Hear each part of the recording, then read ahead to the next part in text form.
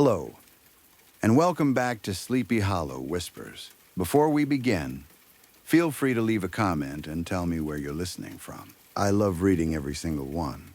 If you enjoy drifting into dark, chilling tales whispered from the mists of Sleepy Hollow, don't forget to like the video and subscribe to the channel.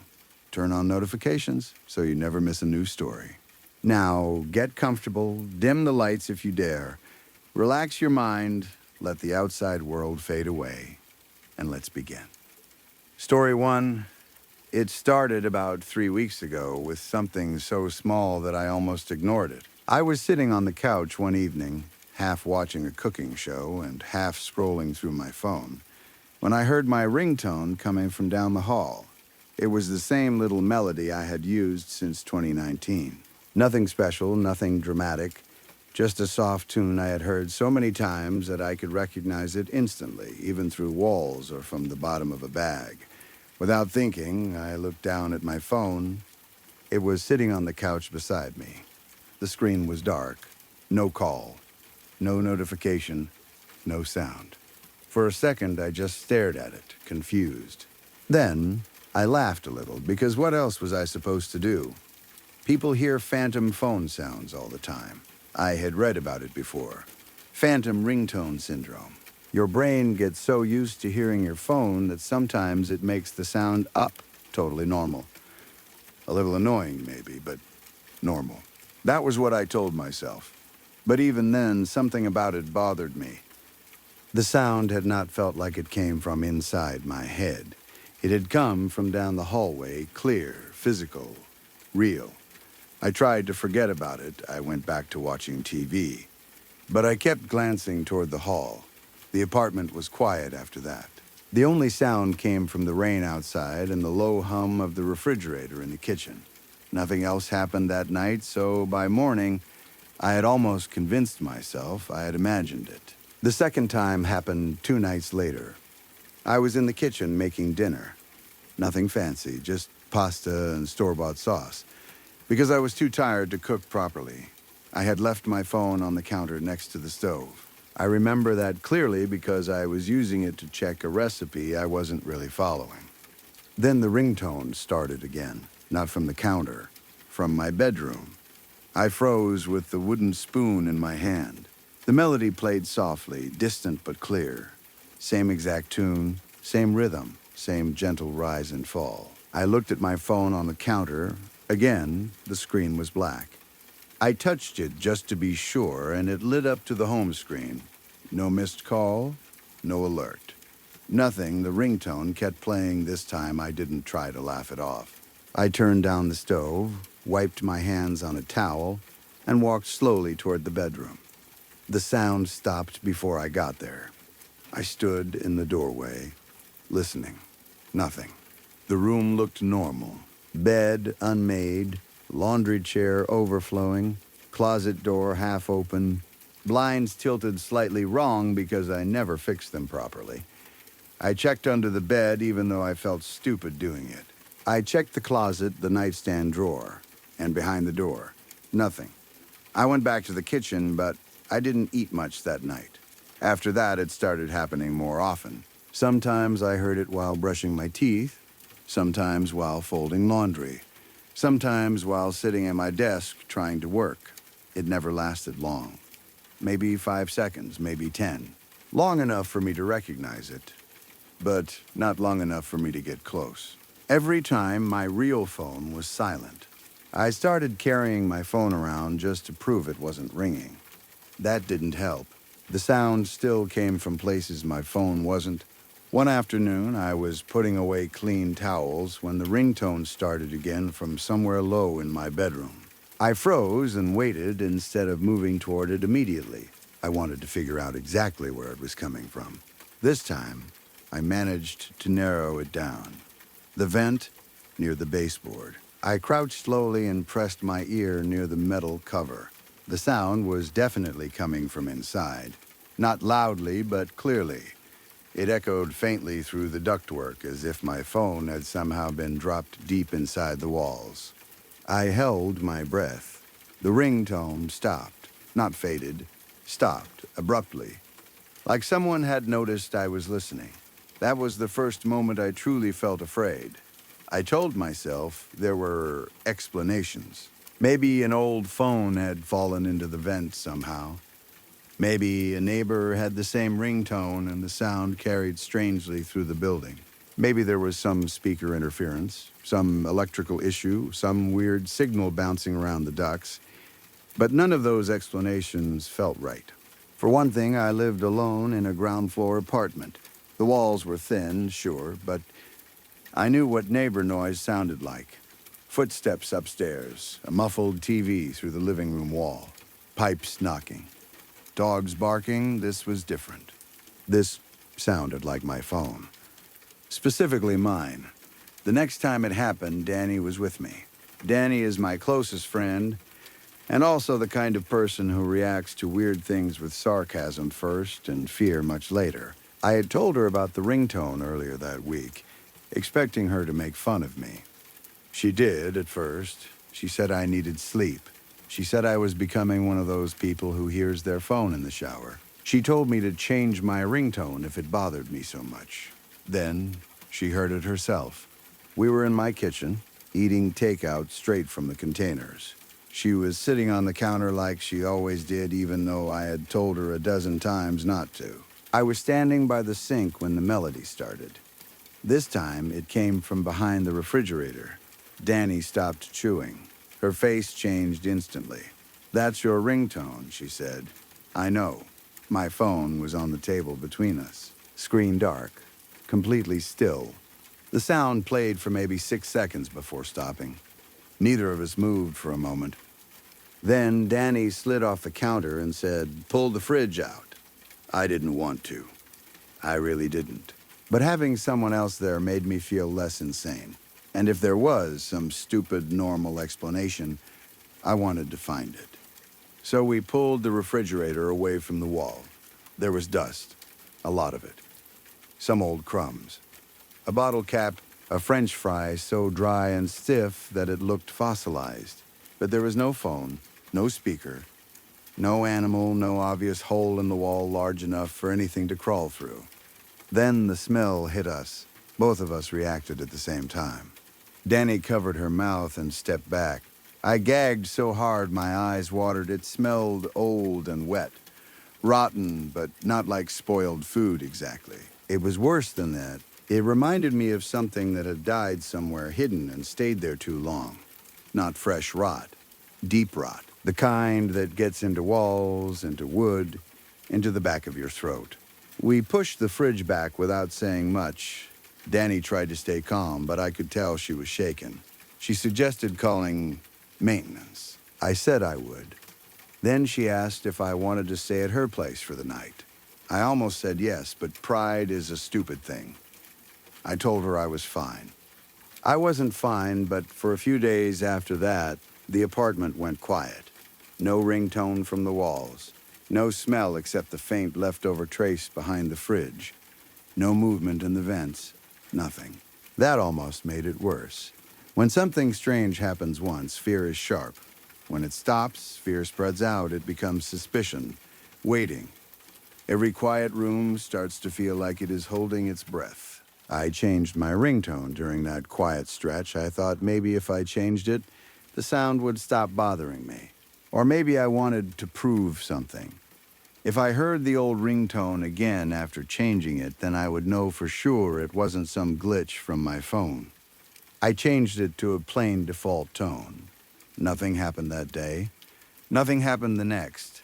Then last Tuesday at 2 a.m., I woke up to the old ringtone playing directly under my bed. Not muffled, not distant, not passing through the vent. Directly beneath me, I lay completely still, eyes open in the dark. The sound was close enough that I could hear details I had never noticed before. The notes were perfect. Same pitch, same rhythm, same little melody I had used for years.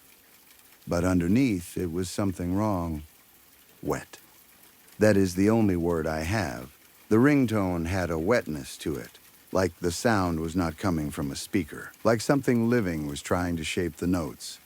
There was a slight distortion behind each tone, a soft, fleshy pressure, almost like breath moving through a throat that was never made for music. I did not look under the bed. I know some people will read this and think they would have looked. They would have grabbed a flashlight, lifted the blanket, and checked. Maybe you think that right now. You wouldn't. There is a difference between bravery and reaching towards something that has been learning what noise to make to bring you closer. I stayed there until the sound stopped. Then I got out of bed slowly and turned on every light in the apartment. The next morning, I called maintenance and told them there was a smell behind the fridge and maybe something in the vents. The guy came by around noon, annoyed before he even walked in. He checked behind the fridge, shined a flashlight into the vent, tapped around the baseboards, and told me he didn't see anything. He said it was probably a dead mouse somewhere in the wall. I asked if a dead mouse could play my ringtone. He stared at me for a second too long and said, probably not. Then he left. That night, I set up my old laptop on a chair facing the hallway. The webcam quality was terrible, but it still worked. I angled it so it could see the bedroom door, the hallway vent, and part of the living room. I left it recording while I sat on the couch with every lamp on, holding my real phone in my hand. I recorded 4 hours of footage. Most of it was nothing. At the 3-hour and 40-minute mark, the ringtone started, clear as anything. I watched that part of the video so many times that I can still see it when I close my eyes. The hallway was empty. The apartment was still. Then the vent cover shifted, only slightly. Maybe a centimeter, the gap on one side got a little wider. Not enough for anything large to come through. Not enough for a cat. But enough to prove something was moving it from the other side. The ringtone played. The vent stayed open for several seconds. Then it closed again. Very slowly, very carefully, like something pale and wet had been watching the hallway from inside the wall, waiting to see what would come toward the sound. I sent the video to Danny. She called me immediately. I didn't answer because I already knew what she was going to say. She came over anyway. This time, she didn't joke. She watched the footage 3 times in silence. Then she told me to pack a bag and leave. I almost did. I had the bag open on my bed, clothes inside, toothbrush, charger, work laptop. But as I was packing, the apartment felt too quiet. Not safe quiet. Listening quiet. I kept thinking about the vent cover shifting. I kept thinking about the wet sound under the ringtone. And then I thought, what if leaving made it worse? What if it followed sounds, habits, voices? What if by staying I at least knew where it was? That sounds stupid now. I know it does. But fear makes strange logic feel reasonable. So I stayed. Danny hated that. She made me promise to call her if anything happened. I promised. Then, after she left, I dragged my mattress into the center of the bedroom, so it wasn't close to the walls, the vents, or the bed frame. I kept the lights on all night and held my phone in my hand so I could feel it not ringing whenever I heard the Phantom 1. But the ringtone wasn't the only sound anymore. Last Friday, I heard my upstairs neighbor's dog bark. A loud, familiar bark. The dog's name is Milo. Small dog, huge voice. He barks at everything. Delivery drivers, pipes, people sneezing too loudly. Normally, I hear him at least 3 times a day. But my upstairs neighbor had left town more than a week before. She had told me herself in the parking lot. Visiting family. Taking Milo with her. The bark came from inside my walls. Not above me. Inside. It barked twice, perfectly. Same sharp little yap. Same rhythm, same pause between barks. Then silence. Then, very quietly, almost like an experiment, my old ringtone started again. Only a few notes. Then it stopped. That was when I understood something I wish I hadn't. It wasn't just repeating sounds. It was testing them. It had started with my ringtone because that was a sound it knew would make me look. Then it tried the dog. Maybe it wanted to see if I reacted differently. Maybe it was learning which sounds pulled people closer and which ones didn't. I started thinking back to all the noises I hear in an apartment without paying attention. The upstairs footsteps, The neighbor's microwave beeping. A baby crying 2 units over, someone laughing through the wall, my own voice on phone calls, Danny's voice, the maintenance man's voice. How many sounds had it heard? How many could it copy? I haven't slept properly since. All the lights have stayed on. I keep the TV playing low in the background because silence feels dangerous now. My mattress is still in the center of the room. I do not stand close to the vents. I do not reach behind furniture. I do not open the closet unless I have to. The apartment smells wrong sometimes. Not always. It comes and goes. A wet, rotten smell that slips into the room for a few seconds and then disappears before I can find the source. Sometimes it is near the fridge, sometimes the bathroom sink, sometimes the hallway vent. I put tape over the vent covers. Just painter's tape because I didn't have anything stronger at first. The tape peeled away overnight. Not torn, peeled. Carefully. I replaced it with duct tape. The next morning, one corner had lifted. Just enough to make a gap, just enough to look like something was reminding me the tape meant nothing. I tried recording again, but my laptop stopped working. The webcam light turned on by itself while the screen stayed black. Then the whole thing shut down and wouldn't restart. My phone battery drains quickly now, even when it's plugged in. Sometimes the screen lights up for no reason, showing no notification, no call, nothing. 2 nights ago, I heard Danny say my name from the hallway. Not loudly, softly, almost kindly. "Hey," her voice said. "Open up." I was standing in the kitchen at the time. My body went cold so fast I nearly dropped my glass. Danny was not there. I knew that because I had been texting her 5 minutes earlier. She was at work. The voice came again. "Come on, it's me." It sounded exactly like her. Not close enough. Exactly. Same tone. Same tired little edge she gets when she is worried. Same way she drags out certain words. I did not move. My phone buzzed in my hand. A text from Danny. "You okay?" You stopped replying from the hallway. Her voice whispered, "Don't look at your phone. Look at me." I ran into the bathroom, locked the door, and sat in the tub until morning. Nothing tried to break in. That is part of what scares me. It does not force anything. It waits. It learns what makes me afraid, what makes me curious, what makes me want to help. It tries a sound, then watches. It tries another. It waits longer each time. The last 2 days have been silent.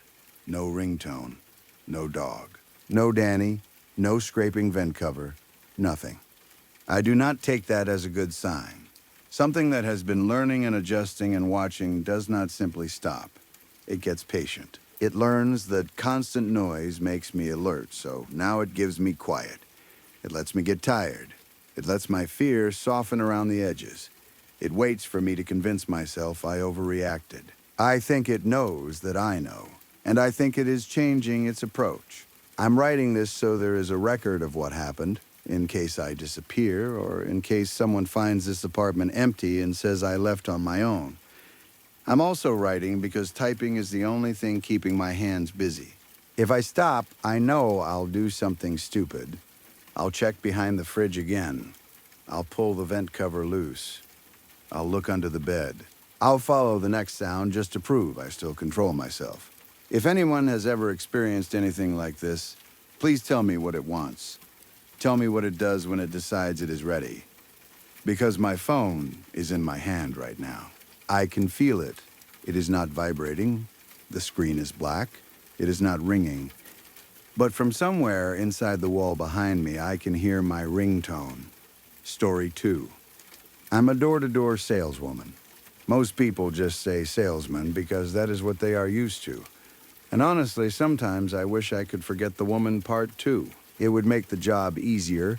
It would make certain smiles easier to ignore, certain comments less personal, and certain doorways feel a little less dangerous. When you stand on a stranger's front step and ask if you can come inside, people act like you are the one crossing a line. And maybe they are right. I came to them first. I knocked. I smiled. I asked for their time. If that is not placing yourself in someone else's world, then I don't know what is. I will not waste time explaining exactly what I sell because it does not matter.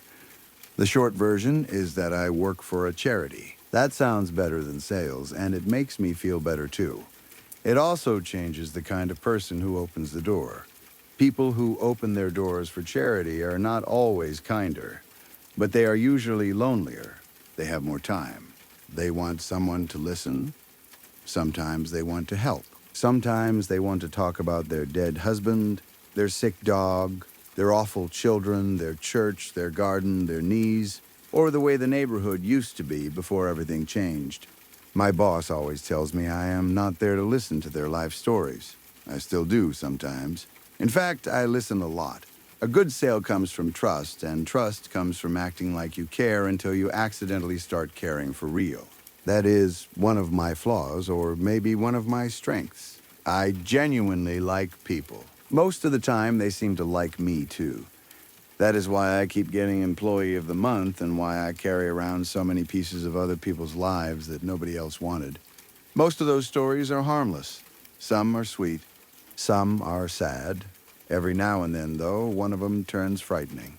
When I first started this job, the only other woman on our team gave me one piece of advice. She said, "You will meet people who want to scare you."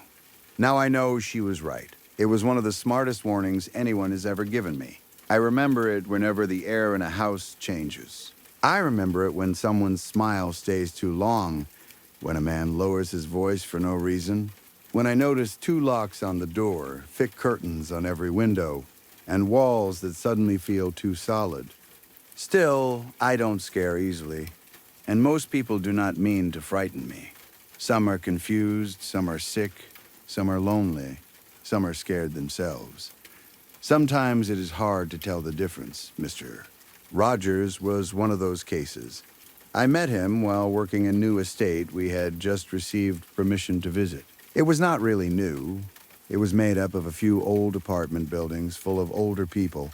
The kind of place where the carpets in the hallways look older than you and every door has at least 3 religious stickers or a faded wreath. I tried to stay hopeful, but I knew the area would be difficult. I love elderly people, truly, but they usually have very little money and far too much time. They are wonderful for conversations, terrible for quotas. By the time I reached Mr. Rogers' building, I had already gone through 3 separate 6-floor blocks without getting a single proper donation. At that point, I should have called my boss and told him the whole place was dry. He liked calling bad areas deserts. But I did not want to give up. I hate quitting before I am sure there is nothing left to take, so I took a deep breath and rang another doorbell. It took him a long time to answer. If I had not heard slow footsteps moving around inside, I would have left. When the door finally opened, the hinges made a thin crying sound like they had not moved in days. Mr. Rogers stood in the doorway looking up at me. He was very short. Not just old man short, but small enough that the heavy apartment door made him look almost ridiculous. The doorknob was near the height of his neck. He wore a St. Mary necklace and clutched it without realizing when he first saw me, as if I had arrived to collect him. I am very tall, so I am used to people reacting for a second. But I smile a lot, and when his eyes finally reached my face, his expression softened immediately. "Oh, hello," he said brightly. "Yes, please, come in." I had not even asked yet. But an invitation is an invitation, so I stepped inside. You can learn a lot about someone from their home. After you have seen enough apartments and houses, you realize most people live in patterns. Mr. Rogers' place had all the usual signs of an old person living alone. Dark wooden furniture, thick carpet, heavy curtains, old framed photos on the cupboards, a small television that looked too new compared to everything else, a chair positioned as if he spent most of his day in it. But the smell was wrong. It did not smell dusty or stale. It did not smell like medicine or old food either. It smelled artificial, very artificial, too strong to be pleasant. I could not tell if the air freshener was supposed to be sandalwood or strawberry or something between the two. It sat thickly in the back of my throat. I assumed he had stomach issues or maybe problems with the bathroom and thought a lot of air freshener solved everything. We chatted for a while. He offered me tea. Normally, I politely refuse drinks from strangers, but his apartment was tiny, and from the couch, I could see almost everything he was doing in the kitchen. There was one more room, a bedroom, I guessed, but the door was closed. A thin line of light showed underneath it. He brought the tea over carefully, and we sat down. I started explaining the charity, the monthly donation plan, how small amounts could make a real difference. I was halfway through my usual speech when he fixed his gaze on my face and said, "You look like my wife." I glanced toward one of the photos on the cupboard. It was a black and white wedding photo. The woman in it did look a little like me. Same straight nose, similar eyes, similar shape to the mouth. I turned back toward him and almost jumped. In the few seconds I had looked away, he had leaned much closer. His face was only a short distance from mine now, close enough for me to see every wrinkle, every tiny hair, every watery shine in his eyes. I expected to see something hungry there, something ugly or dangerous. Instead, he looked like an inspector studying a painting, as if he was checking whether my nose was exactly as straight as hers. Somehow that was worse. Then he leaned back and smiled. I noticed how white his eyebrows were and how the deepest wrinkles gathered around his eyes. They were the kind of wrinkles that come from smiling for years or squinting into the sun or pretending you are fine when you are not. I had recently started noticing the first faint lines on my own face when I laughed.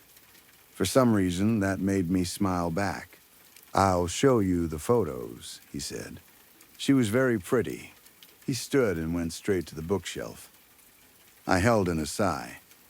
I know it sounds like a cliche, but elderly people show me photo albums all the time. I do not mind when I think I can still close the sale. But I was less sure about Mr. Rogers. He seemed sweet, but being compared to his dead wife for the next 20 minutes did not sound ideal. "Here," he said, handing me the album. "You can look through it. I'll find my wallet in the meantime." I looked up quickly. "Oh, sir, I'm sorry, but we don't take cash. I always mention that early, but older people forget often." I know, he said, digging through a drawer. "You need the bank account number. I have it in my wallet. I'm not good with technology like you young people." That surprised me. Usually this was where they backed away. I tried not to show it and opened the photo album instead. There were no recent photos inside. Most looked decades old, faded and soft around the edges. In that way old pictures become when time keeps touching them. But even through the blur, I recognized the woman easily. Not just a little, a lot. The more pages I turned, the more uncomfortable I became. Her smile looked like mine. Her eyes, even in bad lighting, had the same shape. I was holding the album so tightly that my knuckles turned pale. Her nose really was as straight as mine. "Can't find it, I'm afraid," Mr. Rogers sighed. "Must be in the bedroom." He stood there helplessly, looking at me. In my work, you quickly learn how to recognize excuses. People hate confrontation. They would rather invent entire personal emergencies than say, "I don't want to sign up." I have heard every excuse imaginable, but leaving a wallet in another room was so simple that it actually caught me off guard. Before I could answer, he said, "She must have locked it again." He walked to the closed bedroom door and tried the handle. It did not open. "I'm sorry," I said slowly. "Who?" "She always does this, Mr. Rogers muttered, ignoring my question. He searched his pockets and pulled out a dirty handkerchief and a couple of pennies. Then he suddenly shouted, "God damn it." I jumped hard enough that my tea almost spilled. She locked the key in too. Always happens, always. He began pacing around the room, running his hands through what little hair he had left. I had not expected him to move so quickly. The anger seemed to fill his tiny body with energy. When I first entered, he had been hunched and slow, but now he stood straighter. For a moment, he looked 20 years younger. He grabbed his glasses and phone from the kitchen counter. "I have to call her," he said. "She has to fix this." I started standing up. I had no idea what was happening, but I was fairly sure whoever he wanted to call was not going to fix it. The problem seemed to be inside his head. "You know, sir," I said carefully, "we don't have to do this today. I can come back another time and let you handle this now." "No." He looked up from his phone, staring at me through thick glasses that made his eyes appear huge. "Stay. She has to open up.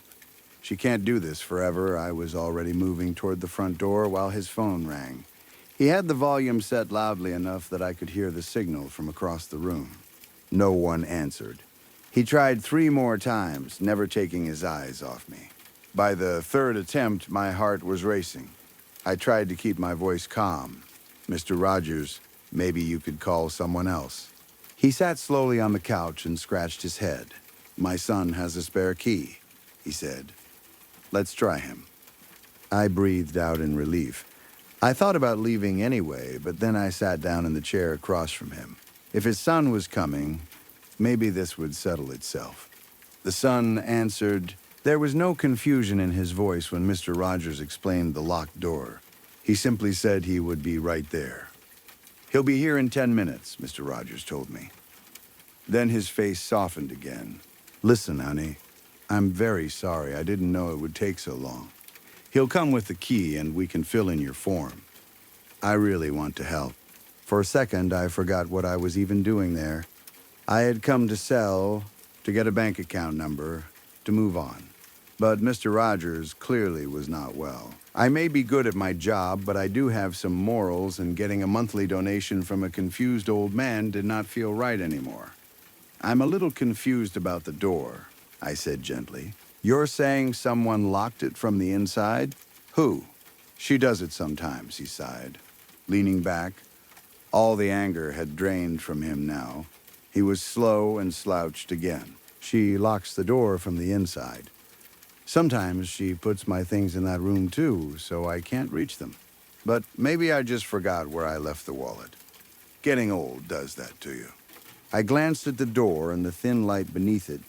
"You mean someone locked the door from inside? Then she's still in there, right?" He only shrugged. "You know how it is. Sometimes I forget by a knock so loud that the front door shook. The second knock was even harder. By the 3rd, I was already halfway to the front door. I thought, absolutely not. I am not dealing with whatever is inside that bedroom and whoever is now pounding on the front door. I opened the door and nearly jumped out of my skin. A tall man stood outside. "I'm sorry," he said, looking at me with confusion. "Who are you?" "Thank you for getting the door, Angel," Mr. Rogers called from behind me. "Come in, son. We've been waiting for you." I took a deep breath and realized how stuffy the apartment had become. The air freshener smell was making my head hurt. "I'm sorry," I said. "Were you knocking?" "Yes," the man said. "He doesn't like opening the door himself. He gets startled." He frowned at me. "What are you doing here? Are you a nurse? Because someone really needs to help him. Us neighbors have been doing our best, but—" "Oh, come on, Kevin," Mr. Rogers shouted. "You're not just a neighbor. You're like a son to me. Honey, lock the door, please." Every instinct told me to leave. Instead, for some reason, I closed the door and turned back to the younger man. "You're not his son?" I asked. He said he was calling his son. He got very angry about the door. "Does he live alone?" Because he was saying things that— "The door," Kevin sighed, taking off his coat. He looked around my age. Definitely too young to be Mr. Rogers' actual son. "This is the 3rd time this week I've come over because of that door. I keep telling him to keep the bedroom key on his keychain, but it's like talking to a wall. I'm glad someone is finally here to check on him." He glanced at me. "You're a social worker, right? Not a nurse?" "I'm actually—" "Enough chit-chat," Mr. Rogers called. "Kevin, please give me the spare key." "I'm not giving it to you because you'll lose it again," Kevin said, taking a key from his bag. "But I'll open it for you." I held my breath while Kevin unlocked the bedroom door and pushed it open. The room was painfully ordinary. A bed, a closet, medication bottles on the bedside table. Mr. Rogers' wallet sitting right there beside them. Nothing strange, except the smell. The air freshener scent came pouring out of that room so strongly that I nearly gagged. Most importantly, though, the room was empty. No wife, no woman, no one. "Thank you, son," Mr. Rogers said, smiling as he entered. "Now, dear, here's my wallet. We can finish the formalities. And look, my key." She did it again. He turned toward me triumphantly, holding up the key. After all these years, she's still trying to beat me? Kevin gave me an exhausted look. "All right, sir, I have to go." He turned back. "I'm not a social worker," I said quickly. "I'm from a charity. I know that sounds misleading, but..." He stared at me, puzzled. Then something seemed to click. "Oh," he said, "I knew I'd seen you before. You look like the woman in the photo." He pointed toward the cupboard. "Very strange. Are you her granddaughter, or something?" "What do you mean, am I her granddaughter?" I asked, losing patience. "No, I'm not his wife's granddaughter. Don't you think I would have mentioned that?" Rogers was still in the bedroom, searching through his wallet. "That's not his wife," Kevin said quietly. I stared at him. "What?" He pointed at the wedding photo. "That's not him either. Look at the groom. He's tall. People shrink when they get old, sure. But not like that. The man in the picture towered over the woman. Mr. Rogers could never have been that man." I suddenly felt very stupid. "Then who are they?" I whispered. "Family? Friends? Don't ask about the man. He gets mad when I do. He only talks about her." He raised his voice. "All right, Mr. Rogers, I really have to go." Then he turned back to me and added, "Maybe he doesn't have any nice photos of himself. It's only one photo on the cupboard. Not like he has an album full of them." My stomach dropped. Wait, what? But Kevin left before I could ask anything else. When Mr. Rogers finally found his bank account number, I was already heading for the door. I apologized and said I had to come back another time. I was worried he would follow me, but he only locked the door behind me. As soon as I heard the key turn, I exhaled and clutched the folded thing in my pocket. I left the building quickly and called my boss to say I needed the rest of the day off. At home, I pulled the photo from my pants and carefully unfolded it. I had slipped it from the album while Mr. Rogers was searching through his things. I do not normally steal from old people's photo albums. I need to make that clear. But I also do not normally find old photographs of women who look exactly like me. If I had left without taking it, I might have dismissed the whole thing as a sad old man's confusion. But the woman in that picture looked too much like me. Not similar. Not vaguely familiar. Exactly like me if I had lived 50 years earlier. The internet was useless at first. I searched names, local archives, missing women, wedding photos, anything I could think of. Eventually, after putting the image through several reverse search engines, I found something. It was a scanned newspaper article from 50 years ago. An unsolved case. People always think old crimes live forever in public memory, but most of them vanish. They become one faded article, one forgotten name, one family story nobody tells anymore. A few hours later, I decided to go back to Mr. Rogers' apartment. It was stupid. I knew it was stupid. It was the middle of the night. Kevin probably would not be around. Mr. Rogers might wake up, but I could not help myself. I drove back and sat in the parking lot for a few minutes, trying to calm my breathing. I needed to be careful. I needed to be quiet. Those have never been my strongest skills. I know I may sound impulsive, but I do not do this on the first visit. Never. The first visit is always for permission. That is the important part. I have to be invited inside. After that, I usually snoop a little before deciding anything. I look at their belongings. I check if they live alone. I find out whether anyone will actually mourn them when I am done. Usually someone will, so I leave them alone. But Mr. Rogers was different. He was practically asking for it. He was asleep when I got inside. He looked peaceful and small. The same as before. For a moment, I almost let that fool me. But I trust my instincts. and I had learned enough by then. I did not hesitate for long. Afterward, I stayed in the apartment because something still bothered me. The smell. That thick, artificial smell had to be hiding something. I wanted to know what. I found it under the bed. A small box full of air fresheners. Dozens of them. Different scents, different brands. All packed together. And tucked carefully among them, like something precious, was a finger. Her finger. Wrinkled, dried, preserved badly, but not thrown away. I could not smell it at all because the air fresheners were so strong they made my head spin. I sat on the floor for a moment, then lay back and closed my eyes, fighting the nausea. I thought about the woman in the photo. I thought about her story.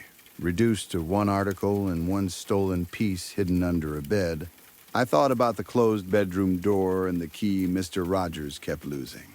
No wonder she kept locking the door. If all that was left of me was one small bony finger, I would protect it too. Story 3. I know this is going to sound insane, but please just listen to me for a moment. I don't know what is happening to me anymore. I wasn't always like this. My mind wasn't always broken in this way. I used to be normal. I could think like everyone else. I could imagine things when I wanted to. I could close my eyes and picture a place, a person, an object, a memory, and it would stay mine. My thoughts belonged to me. My imagination belonged to me. Now it doesn't.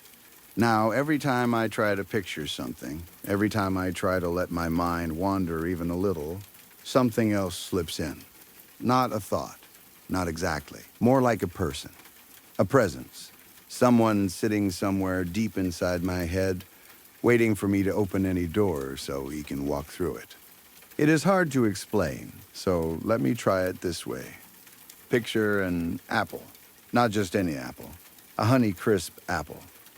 Imagine it clearly, red skin with little patches of green and yellow near the top.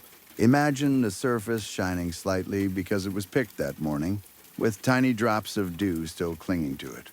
The stem is short and brown, a little twisted from being pulled off the branch. The apple is firm and round and fresh, the kind that makes a sharp sound when you bite into it. Now imagine that apple sitting on a table. The table has a white tablecloth on it. It sits in the breakfast nook of an old kitchen, the kind with wooden cabinets, pale walls, and a window looking out over a quiet backyard. Morning sunlight comes through the blinds in long golden lines, touching the table, the floor, and the apple. Everything is warm. Everything is calm. The whole image feels peaceful. Can you see it? Maybe you can. Maybe you are one of the lucky people who can actually hold that picture in your mind. Maybe you can even imagine yourself walking over to the table, picking up the apple, rubbing it against your shirt, and taking a bite. Maybe you can imagine the skin breaking under your teeth, the sweet juice filling your mouth, the clean, crisp snap of the fruit. I used to be able to do that. That is what scares me most. I remember being able to imagine things without fear. I could create whole rooms in my head, whole streets, whole worlds. I could remember places from childhood and walk through them in my mind. I could imagine food so clearly I could almost taste it. I could picture designs, colors, faces, signs, logos, buildings, anything. I am a graphic designer. My imagination is not just something I enjoy. It is part of how I survive. I am paid to see things before they exist.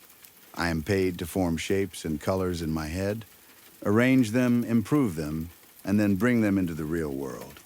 At least I used to be. Now, if I try to imagine that apple, the scene starts out fine. For a second, it is exactly the way I want it to be. The kitchen is there, the table is there, the sunlight is soft and golden, the apple is fresh and bright. Then, I pick it up. I rub it against my shirt. I take a bite, and the moment my teeth sink into it, everything changes. The apple is no longer crisp. It collapses in my mouth like something rotten and wet. The skin splits too easily.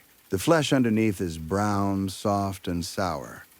Instead of sweetness, my tongue fills with a taste of spoiled fruit, bitter and fermented, like it has been sitting in the sun for days. I try to stop imagining it.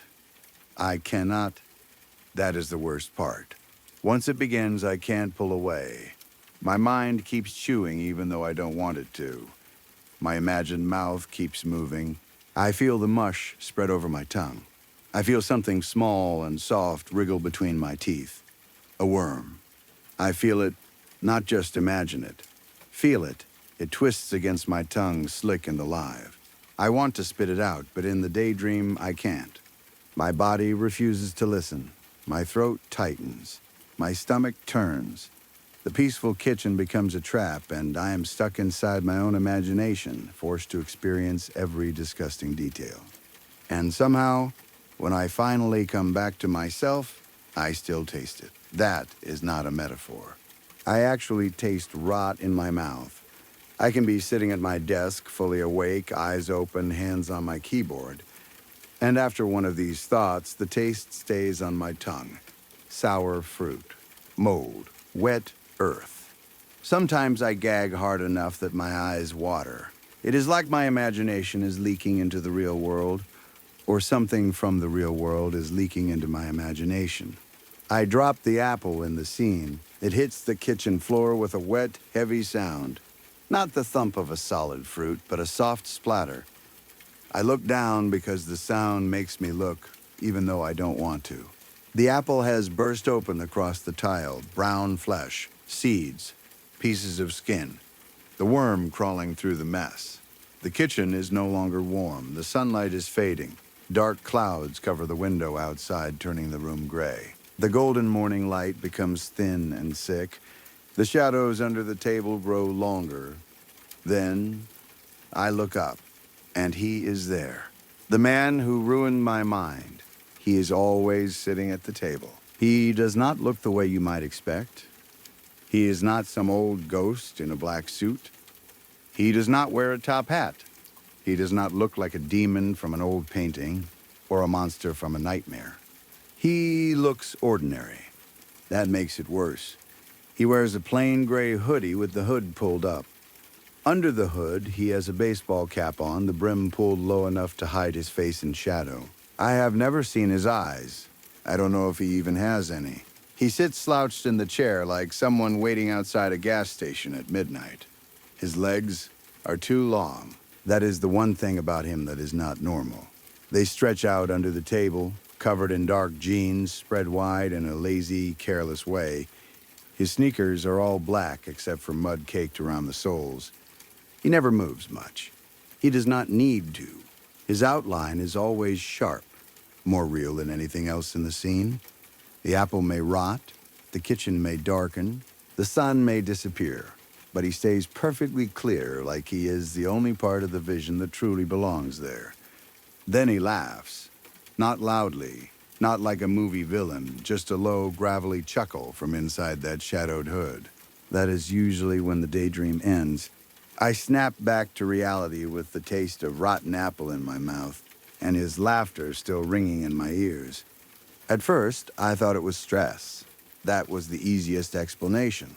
Work had been busy. Clients had been difficult. I was sleeping badly, eating badly, drinking too much coffee, spending too many hours staring at screens. Anyone's mind can become strange under enough pressure. So I tried to ignore it. That did not work. The more I ignored him, the more often he appeared. Soon, it was not just apples or random images. It started happening during work. A client would ask for a clean logo, something modern, simple, friendly. I would close my eyes and begin forming the idea. A smooth curve, a balanced shape, a warm color palette. For a moment, it would all come together perfectly in my head. Then he would arrive. The logo would twist. A clean shape became something obscene.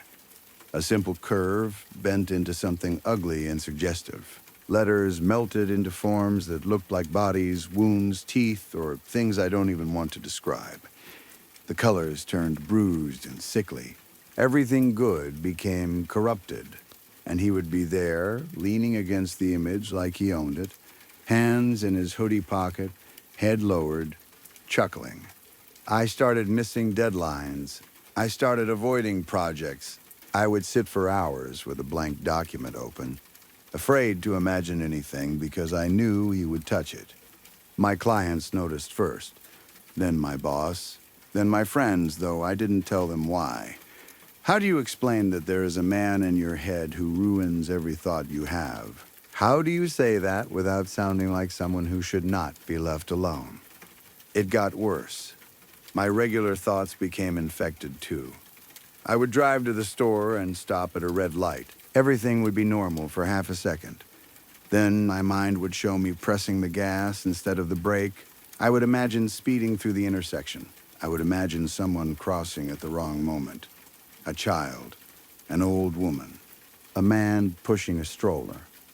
I would hear the impact. I would feel the bump under the tires.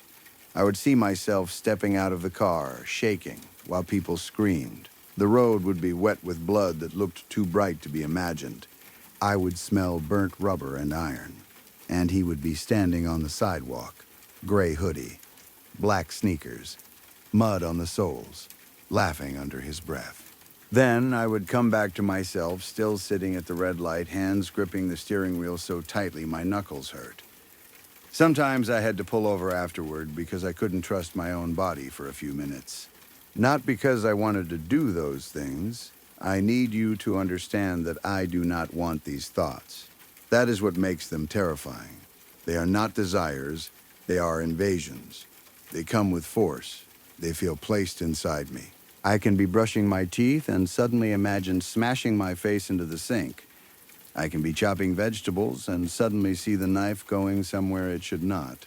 I can be talking to someone I love and suddenly picture saying the cruelest thing possible, something that would break them forever. And always, somewhere in the thought, he appears. Sometimes only in the background, sometimes sitting in a chair that was not there a second before, sometimes standing behind me in the imagined version of the room, leaning close enough that I can almost feel his breath. He never speaks. He only laughs. For a while, I tried to fight him directly. I would imagine a white room and place him inside it, then imagine a door locking between us. But the door would rot.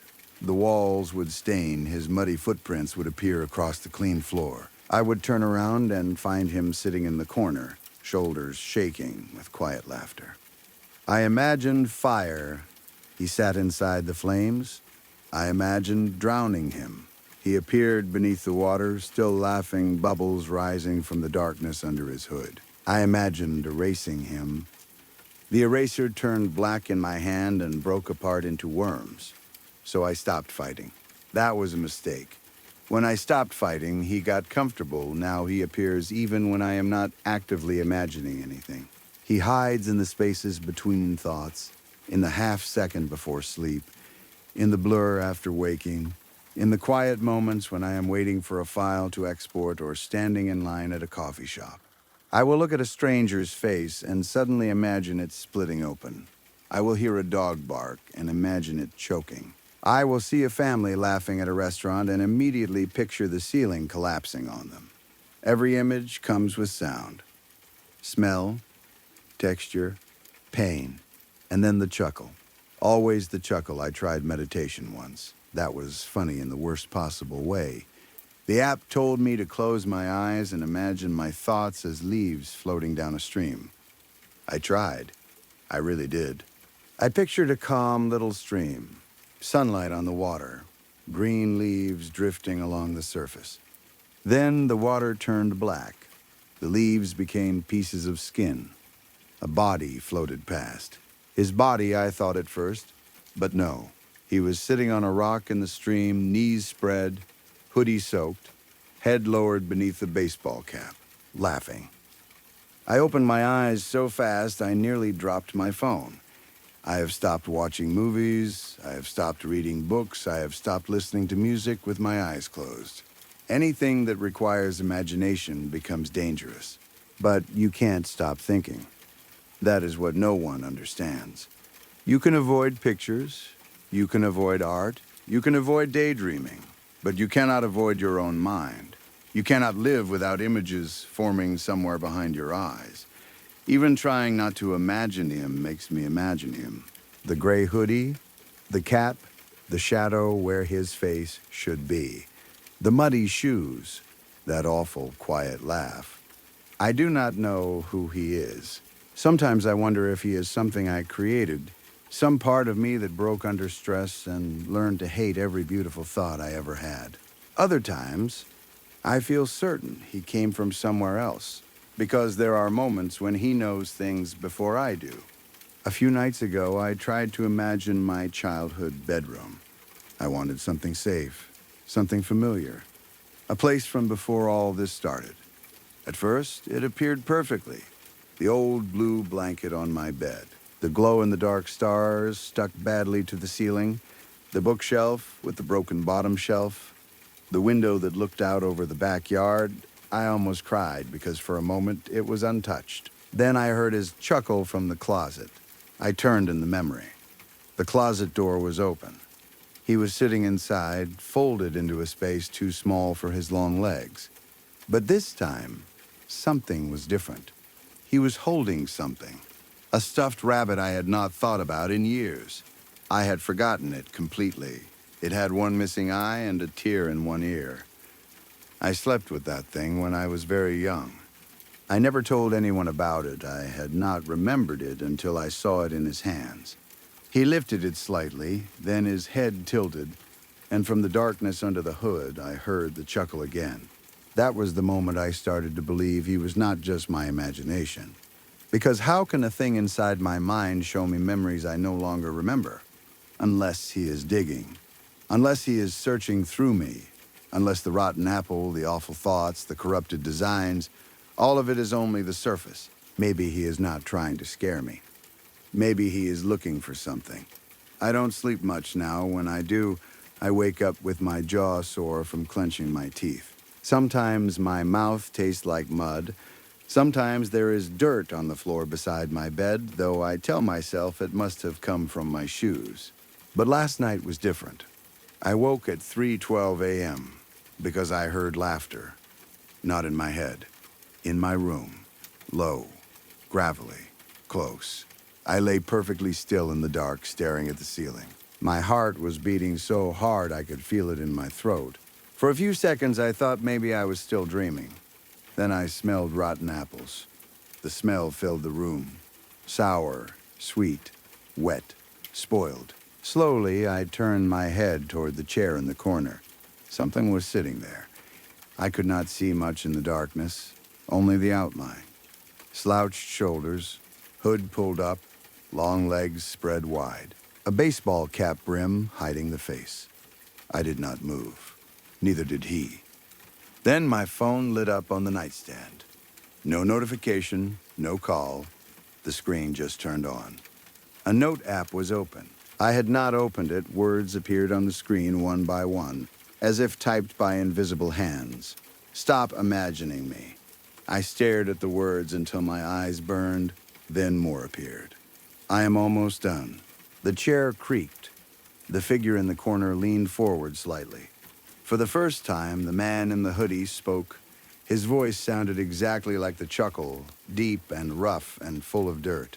"Picture a door," he said. I squeezed my eyes shut. I didn't want to. God help me, I didn't want to. But the moment someone tells you not to think of something, you think of it. So I pictured a door, and somewhere inside my mind, I heard him stand up. Story 4. I know what I did was wrong. I know that now. Maybe I knew it even then, somewhere deep down. But grief has a way of making wrong things look reasonable. It twists your thoughts. It takes the part of you that understands consequences and buries it under pain. When you are desperate enough, you stop asking whether something should be done. You only ask whether it can be done. And I couldn't lose him. I couldn't lose my son and keep living like nothing had happened. I still remember his laugh. I remember his smile. I remember the way he used to ask questions that children ask because they do not yet understand that adults are only pretending to know everything. He asked why people had to die. He asked if animals went to heaven. He asked if I loved my job more than I loved him. That last one still cuts deeper than anything else. I remember his 11th birthday. It was the first birthday where he didn't want a party. No friends. No decorations. He just wanted me to stay inside with him all day, watch cartoons, eat junk food, and play games. At the time, I thought it was sweet. Now I wonder if some part of him knew he had less time than the rest of us. That day was quiet, peaceful. He leaned against me on the couch with a controller in his hands, laughing whenever I lost. I remember thinking I should take a picture, but then I didn't. I told myself there would be other days. That is the lie parents tell themselves every day. There will be more time.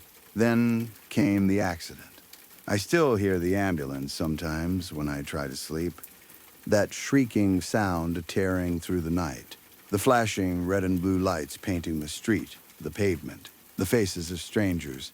I remember seeing his backpack on the ground before I saw him. One strap was torn. His lunchbox had spilled open near the curb. I do not remember falling to my knees, but someone told me I did. He lived for a few days after that. If you can call it living, I stayed at the hospital the entire time, day and night. I barely slept. Nurses came and went. Doctors used gentle voices. Machines beeped beside his bed. Tubes moved air in and out of him. Everything smelled like plastic, antiseptic, and fear. I sat beside him, holding his hand, waiting for something I prayed would not happen. All I could think was that I should have been there. Why had I let him walk to school that morning? Why hadn't I driven him? Why was I always rushing to work? Always chasing overtime? Always telling him maybe later? On his final day, I told myself I was ready to say goodbye. That was a lie. No parent is ever ready for that. I stood in the doorway of his hospital room with tears in my eyes, trying to think of the right thing to say. There should be words for a moment like that, something a father can offer his child at the end. But my mind was empty. All I could picture was the life waiting for me afterward. Waking up alone, going to work, coming home tired, eating something I barely tasted, sleeping, doing it all again. No laughter in the house, no cartoons playing too loud, no voice asking me strange questions from the other room, no small smile waiting for me at the door. That was not a life. It was punishment. So when the impossible happened, I did not question it the way I should have. I had gotten used to the sounds in his hospital room, the steady beeping monitor, the soft hiss of air through tubes, the occasional squeak of shoes in the hallway. Those sounds should have terrified me, but after days of sitting there, they had become familiar, almost comforting. That night, he looked smaller than ever. I sat beside his bed, holding his hand, thumb moving lightly over his knuckles. His skin felt too cool, too still. I smiled down at him anyway, because some desperate part of me thought maybe he could feel it. Before I went in, the doctors had told me it would not be long. They had tried everything. I know that. I do not blame them. But knowing people tried their best does not make the loss easier. I had brought his teddy bear with me that night.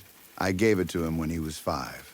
It was brown, soft, with one slightly crooked ear and a stitched smile that had started to fray from years of being held too tightly. He used to take it everywhere. Bed, car rides, grocery stores, even school, until he got old enough to feel embarrassed. After the accident, I found it sitting on his bed at home. Without him there, it looked abandoned. I placed the teddy beside him on the hospital blanket.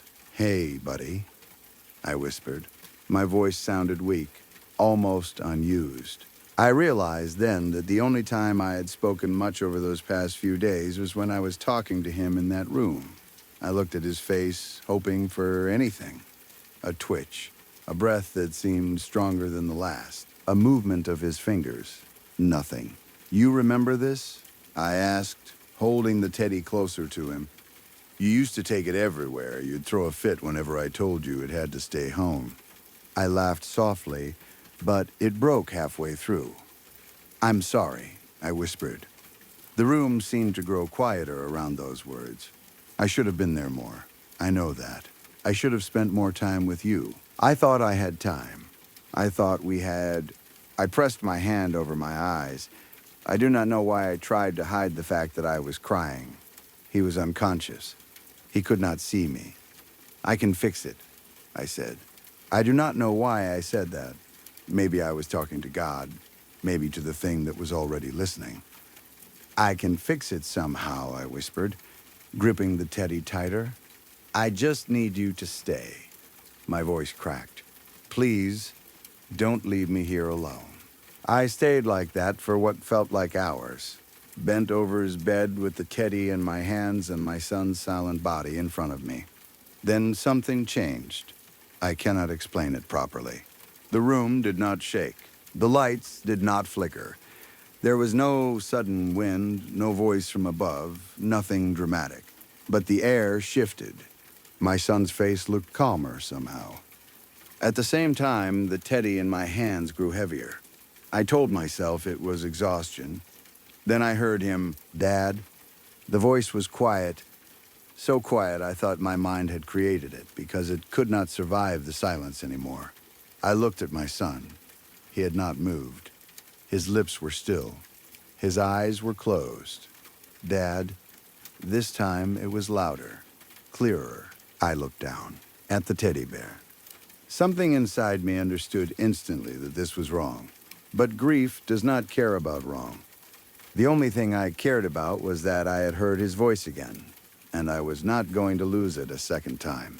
The drive home was quieter than I expected. I kept one hand on the steering wheel and the other gripping the teddy too tightly in my lap. Rain tapped lightly against the windshield. The roads were empty. The city outside looked distant and unreal. Part of me wondered if I was going insane. Maybe this was sleep deprivation. Maybe I had finally broken in that hospital room and this was the shape my mind had chosen for the break. Then the teddy spoke again. "Are we going home?" His voice was soft, small. My son's voice. "No," I thought. I'm not crazy. I heard him. He was talking. Asking questions, it was him. Somehow, for some reason, I had been given a second chance. Maybe it was temporary, maybe it would end by morning. I did not care. I just wanted more time. "Yeah," I said. "Yeah, we're going home. You're all better now." There was a pause. "Okay." A few minutes later, he spoke again. "Are you going to work tomorrow?" My grip tightened around the wheel. The question embarrassed me. "No," I said quickly. "No, I'm staying home. With you, we can watch cartoons or play games or whatever you want." "Good." He said it too quickly, too flatly. It should have bothered me. It did not. I smiled because I thought my son wanted me with him. When we got home, I did not take the teddy to his bedroom right away. I placed it on the kitchen chair, the chair where he used to sit for breakfast before school. The sight of it there nearly broke me. "Do you feel okay?" I asked. "I think so," the teddy replied. I stood there in my kitchen, staring at a stuffed bear that had just answered me, and still I could not make myself be afraid. "Do you remember me?" I asked. It was a stupid question. He had called me Dad, but I needed to hear it. "Yeah," he said after a small pause. Then, "You're my dad." Relief washed through me so strongly I almost collapsed. "Yeah," I whispered. "Yeah, son, I am. And why weren't you there?" My face went cold. "What?" "At school." "I was at work," I said, voice shaking. "I'm sorry, I didn't know. You're always at work." He did not sound angry. He sounded disappointed. That was worse. The funeral was 3 days later. His mother organized most of it. We had been separated for years, and grief did not bring us closer. She called me several times, left messages, asked if I was coming. I told her it was too much too soon. Technically, that was true. But the real reason I did not go was because I stayed home with my son. Or what I thought was my son. That afternoon, I sat on the couch with the teddy in my lap. Outside, people gathered around a small grave and spoke about my child in past tense. "There are a lot of people there," I said. "I do not know why I brought it up. They're all there for you." The teddy sat still, unable to move. Only the voice came from it. "I don't like them," he said. I looked down. Why not, they talk about me like I'm gone. But you're not, I said quickly, too quickly. You're right here with me. I placed my hand on the back of the bear as if he could feel my touch through the fabric. He stayed silent for a moment. Then he asked, "Then why did you let them put me in the ground?" I do not remember what I said. Maybe nothing. Things did not stay normal after that. Not that any of it had ever been normal. At first, he mostly spoke during the day. Small things, questions, comments about the cartoons I put on. Sometimes he laughed when a joke came on, and the sound filled the room with so much pain and joy that I could hardly breathe. Then he started speaking less during daylight, more at night. Sometimes I woke up with the teddy pressed against my chest, even though I did not remember falling asleep with it. Sometimes I found it sitting in different places. His chair, his bed, the hallway outside my room. I stopped questioning those things after the first week. I was happy. That is the worst part. I was happy. Then the requests started. At first, they were innocent. Stay a little longer. Don't turn off the light yet. Can we watch cartoons again? Can you sleep in my room tonight? I gave him everything. How could I not? Then he asked about work again. Do you have to go tomorrow? I swallowed. Yeah, but only for a few hours. I'll be back before you know it. Silence. Then, very quietly. But you said you missed me. That hurt. I do. Then stay. Please. I called in sick the next morning. Then again, after that, I told myself it was temporary.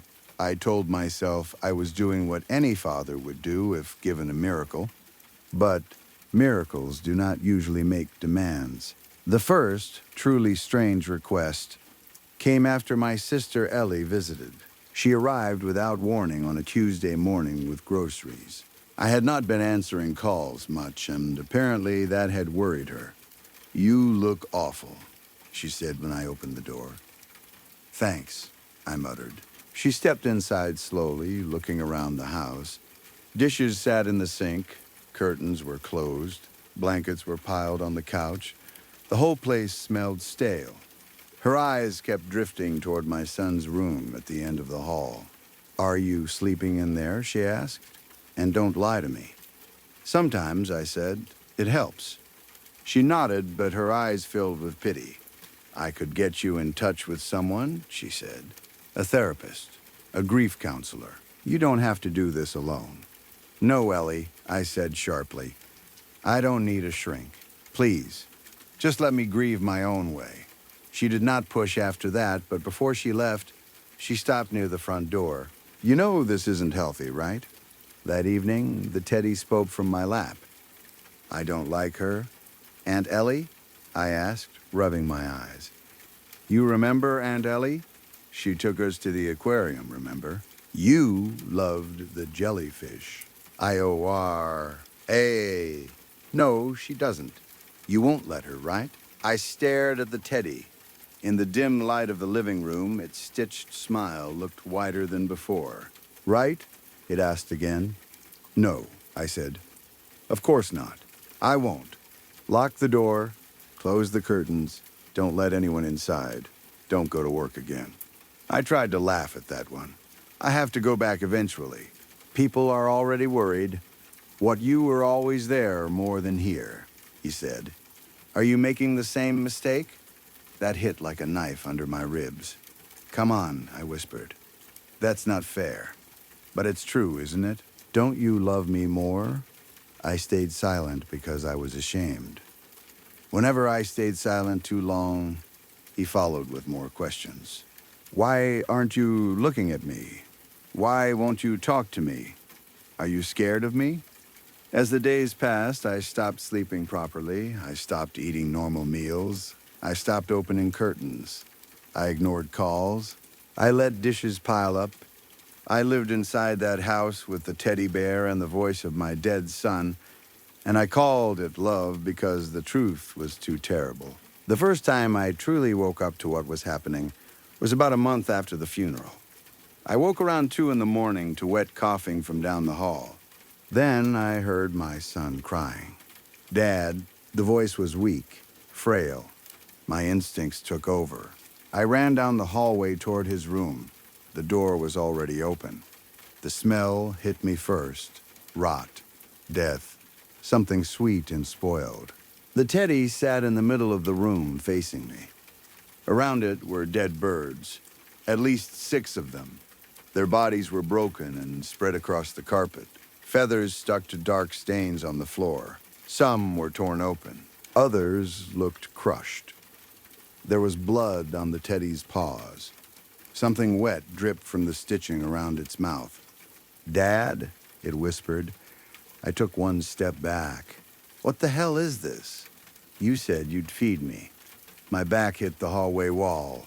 For the first time since the hospital, I did not see my son. I saw something using him. My son was gone. Something else had answered me that night. "Who are you?" I asked. My voice sounded hollow. "You're not him. He wouldn't do this. He couldn't." "You don't mean that," the teddy said. The voice was too calm now, too certain. "You called me back, remember? Dad, don't forget me." Something touched my arm. I flinched and shoved it away. Ouch. My son's voice cried out in pain. Guilt crashed into me instantly. That was how it controlled me. It knew exactly what to say, exactly which wound to press. For 1 insane second, I almost apologized. Apologized to a monster. Then the hallway light flickered, and I saw what had touched me. Something long and dark slid slowly back under the bed. The bed that had belonged to my son. It was not an arm. Not exactly. It looked too thin, too wet, too jointed. Like a limb made from shadow and old blood. I heard breathing beneath the bed frame. Wet. Slow, hungry. "Dad," the teddy whispered again from the middle of the room. "Why are you acting like this? Don't you miss what we had?" I stared at the bed. Something moved underneath it, adjusting itself. I ran. I locked myself in the farthest room in the house. All night, I heard it moving, crawling, dragging, whispering in my son's voice. "Dad? Dad, where did you go? Did you leave me again? Did you leave me to die again, Dad?" I pressed my hands over my ears until my fingers hurt. I counted seconds, minutes, hours, I cried without meaning to. I prayed without knowing who I was praying to. Just before sunrise, it finally stopped. I do not know why it did not show itself while I did what came next. Maybe it was tired. Maybe daylight weakened it. Maybe it wanted to see what choice I would make. I took the teddy outside into the backyard. I carried a bottle of gasoline and a lighter with me. The grass was wet with morning dew. The air was cold. Birds chirped somewhere in the trees, and the normalness of that sound felt almost cruel. I placed the teddy on the grass. For a moment, the whole world seemed to hold still. I poured gasoline over its stained fur. My hands shook so badly the liquid splashed onto my shoes. "I'm sorry," I whispered. My voice broke. "I shouldn't have brought you back. I'm so sorry." I raised the lighter. "Please don't do this." The voice almost destroyed me, because despite everything, the birds, the demands, the thing under the bed, the voice was still his, or close enough to hurt. "If you burn me now," it said, "you'll lose me again." My hand froze. Doubt is not always loud. Sometimes it is quiet. Sometimes it whispers that maybe there is a chance. Maybe a piece of your son is still inside. Maybe you are wrong. Maybe burning it would be the real sin. I stood there for a long time with the lighter in my hand. Maybe what I did next was selfish. Maybe every decision I made after the accident was selfish. I told myself it was love, but maybe love and selfishness can look the same when grief is involved. I thought about all the missed birthdays, all the overtime, all the times I said maybe later, all the moments when I believed I was building a future for him, while missing the only childhood he would ever have. I dropped the lighter into the grass. "I'm sorry," I whispered again. But this time I was not saying it to the teddy. I was saying it to my son. The real one. The one I had failed. The one I had lost. The front door creaked open behind me. I did not turn around at first. I only looked down at the teddy one last time, then toward the woods beyond the backyard. I had made my choice. A terrible one. I went back inside. Hours later, when I looked outside again, the teddy was gone. I do not know where it went. I do not know what it is doing. Maybe an animal dragged it away. Maybe someone found it. Maybe it walked into the trees on whatever limbs were waiting beneath my son's bed. I have tried to tell myself that letting it go gave me peace. Some days I almost believe that. But peace is not the same as forgiveness. The house is quieter now. My sister visits more. I answer the phone sometimes. I eat. I sleep a little. I went back to work, though people speak gently around me like I am made of cracked glass. From the outside, I look better. That is what everyone says. Better. But every night before bed, I check under the furniture. I check the closets. I listen for dragging sounds in the hallway. Sometimes I hear a child laughing outside my window. Sometimes I wake to the smell of wet fur and gasoline. And twice now, I have found dead birds on my porch. I do not know if I released my son or abandoned him again. I do not know if there was ever any part of him inside that thing. I only know that I was so afraid of losing him that I opened a door I should have left closed. To my son, if any part of you can still hear me, I am sorry. For the overtime.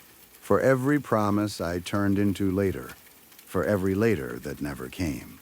And if I doomed you to wander this earth alone, without a parent, without a home, without peace, then I ask you to forgive my selfishness one last time, because I could not save you. And when something came wearing your voice, I was too weak to let you go. Story 5. I still can't pin down the exact moment this turned into a nightmare. If I had to guess, it started the day I said yes to the job and convinced myself the extra money would fix everything. My wife, Sarah, and I moved clear across the country for my work. On paper, it was the kind of offer you don't refuse. Same trade, better position, and 3 times my old income if I agreed to relocate. I was a welder, used to long shifts and loud places and coming home filthy.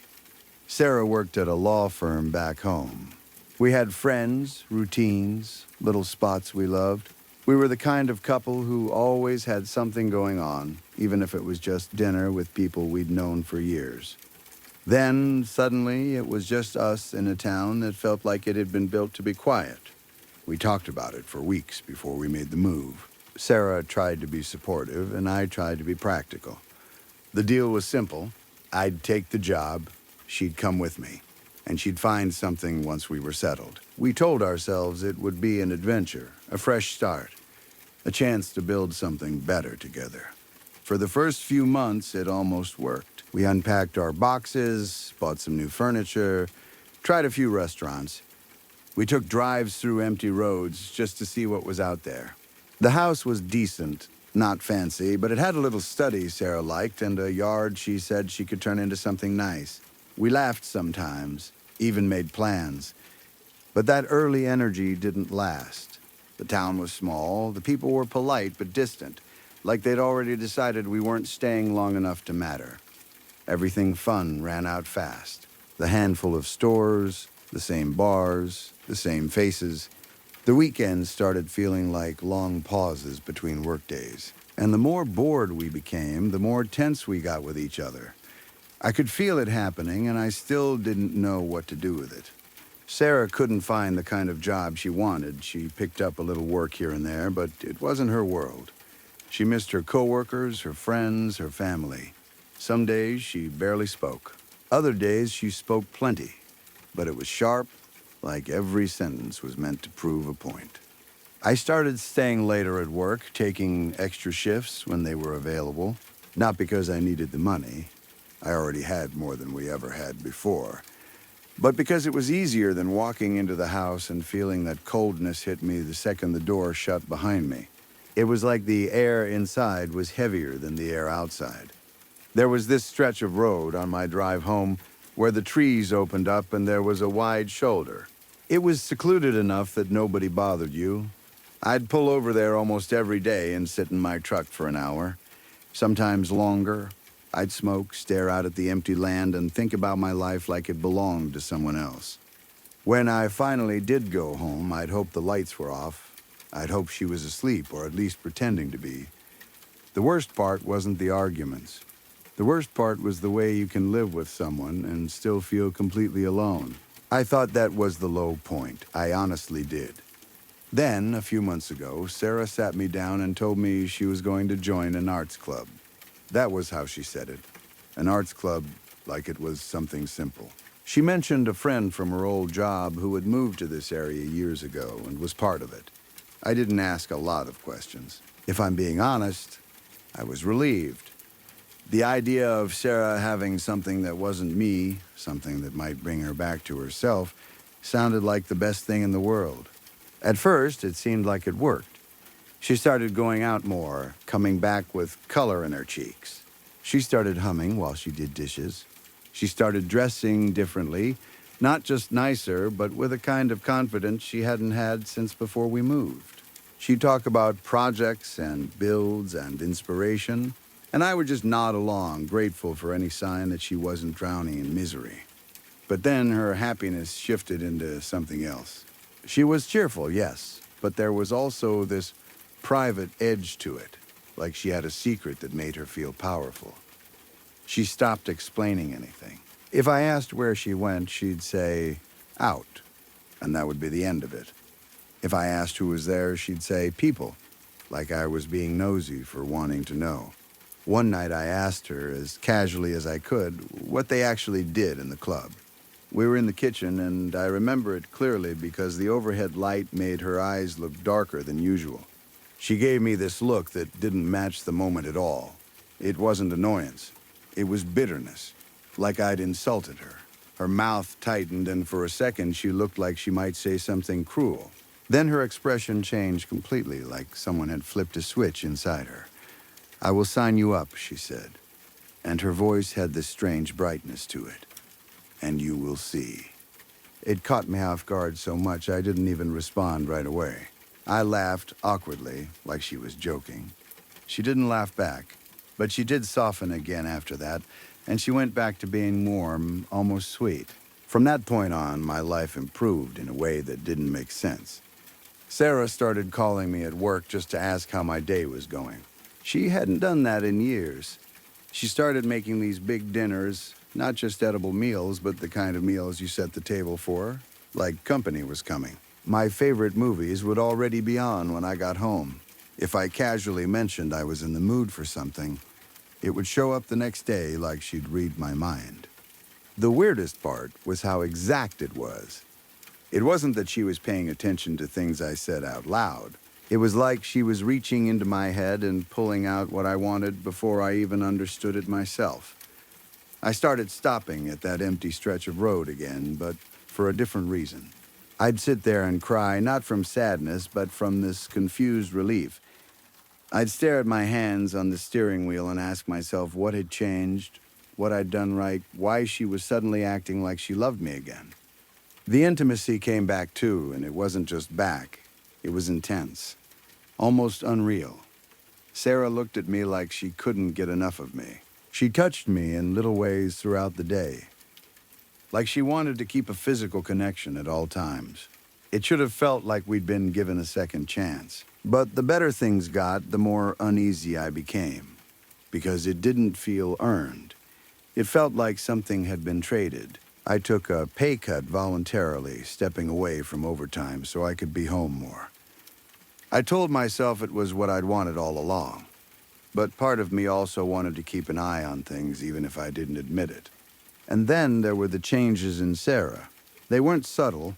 I don't mean she got a new haircut or started working out. I mean she looked different from week to week in ways that shouldn't happen. One day her hair would seem longer, thicker, like it had grown inches overnight. Another day her face looked smoother, younger, like someone had turned back time. She seemed thinner, but also stronger, like her body was being reshaped. I would stare at her sometimes when she wasn't looking, trying to figure out what was different. And every time I tried to bring it up, she would laugh lightly and brush it off. She spent a lot of time in her study. That room became her space, and I learned quickly that I wasn't welcome in it anymore. The door would be closed, and if I walked by, I'd smell incense and something else underneath it. Something metallic, like pennies mixed with a damp, earthy smell. She told me she was making figurines for the club. She showed me a few, and they were unsettling.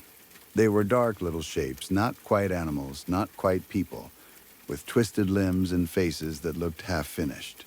Strange symbols were carved into them like runes you'd see in a book about old myths. She said they were building an art world, some kind of large shared project. I asked her what materials she was using. She smiled and said it was complicated and I wouldn't understand. The longer those figurines were in the house, the stranger I felt inside it. I would sit on the couch and suddenly get this light pressure in my head, like the start of a headache that never fully arrived. Sometimes I'd get dizzy for no reason. Sometimes my skin would prickle, like I was being watched. And that's what it felt like more than anything. Watched.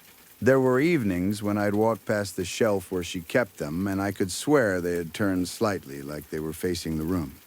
I told myself I was imagining it. Then I'd see one of them in a different spot than I remembered. Not by much, just an inch, maybe two, but enough to make my stomach tighten. Once, when I was alone in the house, I heard whispers. Not loud, not clear.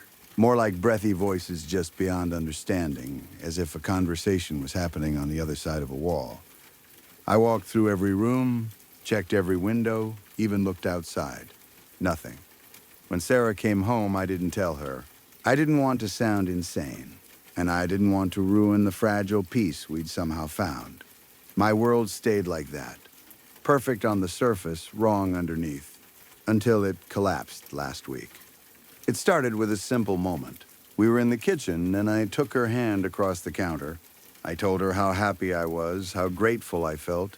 I told her it was like we'd gotten our marriage back. I told her I felt like I could breathe again.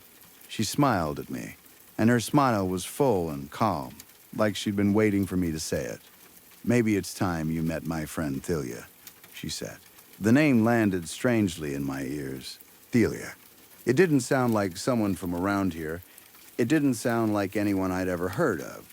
It felt wrong in a way I can't explain, like a word that doesn't belong in your mouth. Still, I agreed. I assumed it would be a normal dinner with one of her new friends.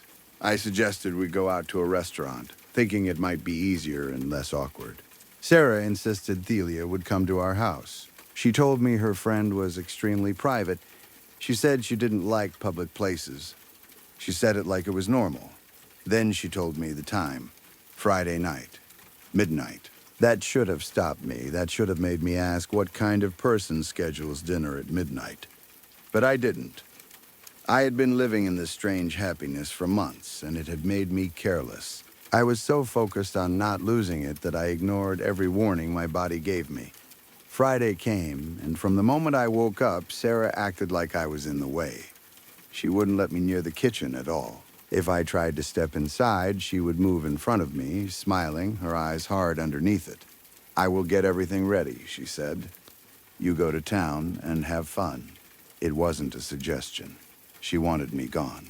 I pushed a little, asked why she was being so strict about it. She just smiled again, that same disturbing smile, and kept directing me toward the door.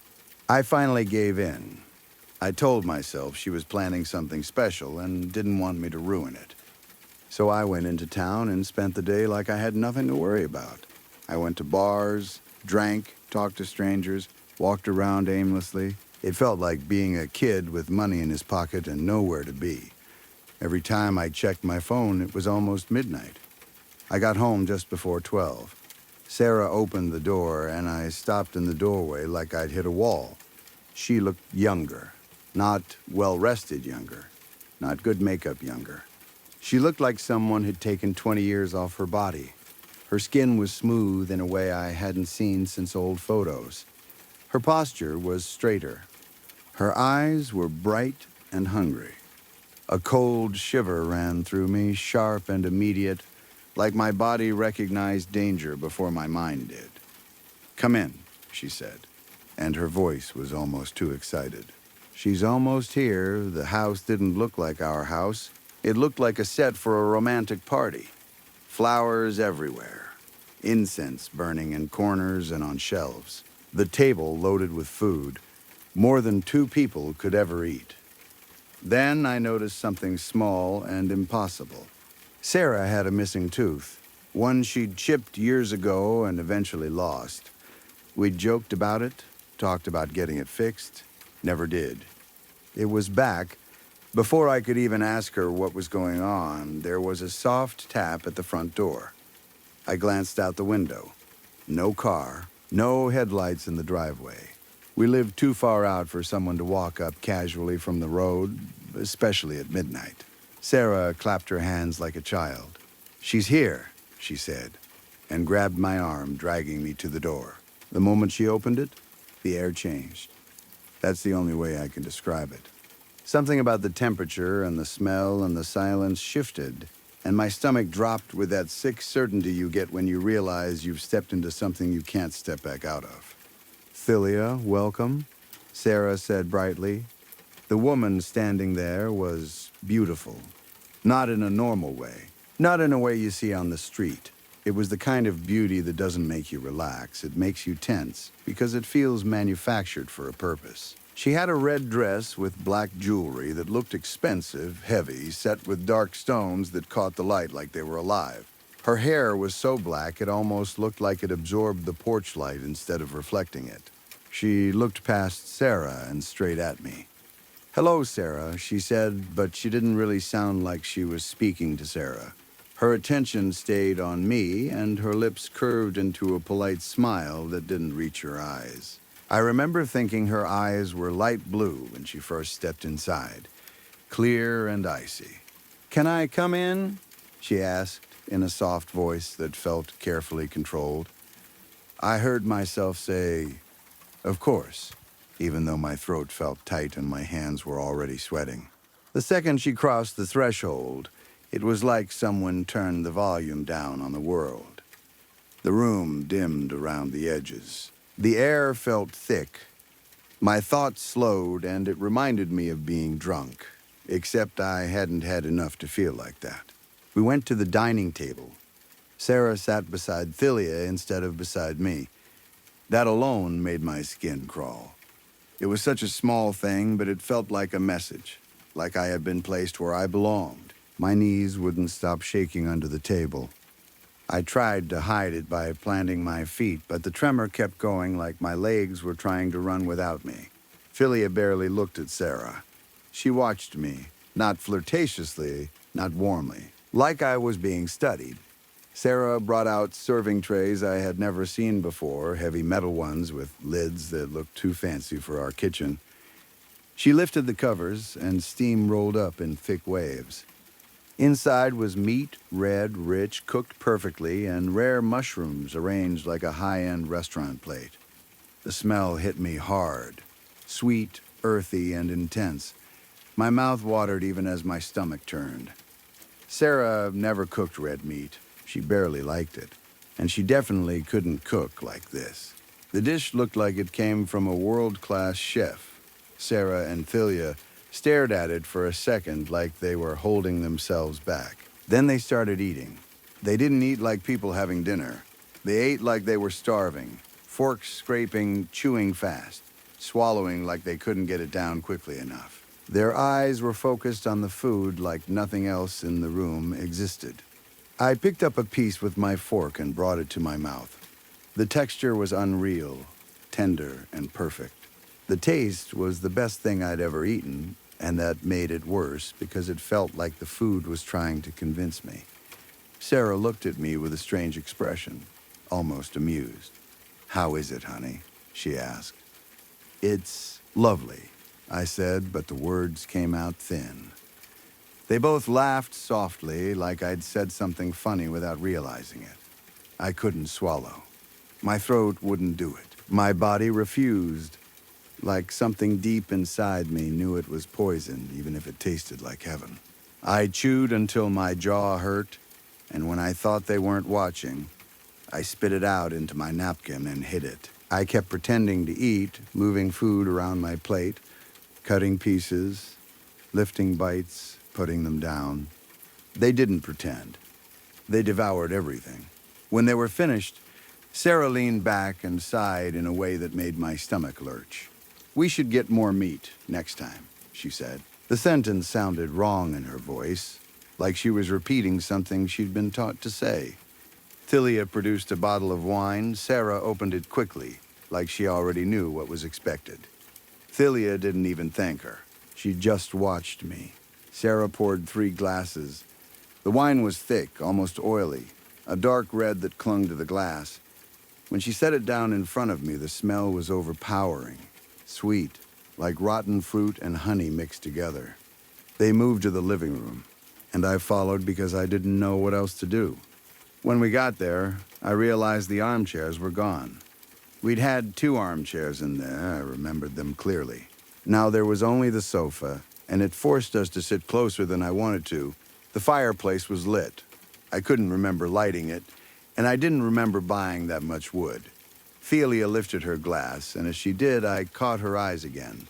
They weren't light blue anymore, they were dark green, not just different in the lighting green, a deep, unnatural green. And her pupils didn't react to the firelight, they stayed the same size, flat and still, like painted circles. Sarah drank first, fast. Thylia drank next, just as fast, and then both of them looked at me like they were waiting. "Drink," Sarah said softly. I took a sip. It didn't taste like wine. It tasted like sugar and something bitter underneath. Like medicine. It coated my tongue in a way I hated. They kept pressuring me, and I kept drinking because my ability to argue was slipping away. The room swayed slightly. My thoughts broke apart into slow pieces. After that, my memory becomes incomplete, like someone tore pages out of a book. I remember Thylia smiling at me. I remember Sarah's hand on my arm, her nails digging in just enough to hurt. I remember the heat of the fireplace and the smell of incense making my head spin. And I remember Thylia taking my hand and sliding a black ring onto my finger. It fit perfectly, and the moment it settled there, I felt a brief pulse in my bones, like a deep vibration. I tried to pull my hand back, but it was too late. I don't remember going to bed. I don't remember Thylia leaving. I don't remember anything after that except a feeling of falling, endlessly, while voices whispered my name from far away. I woke up the next morning in pain so intense I couldn't breathe right. It felt like my muscles were full of burning coals. My joints ached like I'd been beaten. Even my teeth hurt. I tried to stand and almost collapsed. I made it to the bathroom by holding on to the walls. My skin looked the same at first glance, but when I got closer to the mirror, I saw marks. Bite marks. Not little bruises. Deep, broken skin, dried blood at the edges, scattered across my shoulders and chest and thighs. I turned the shower on and the water stung so badly I yelled. When I confronted Sarah, she acted like I was being dramatic. She wouldn't tell me what happened. She wouldn't even admit anything happened. Every time I pushed, she would tilt her head slightly and smile in that calm, satisfied way, like she knew I couldn't do anything about it. I never recovered after that night. I got weaker every day, like something had been taken from me and my body didn't know how to replace it.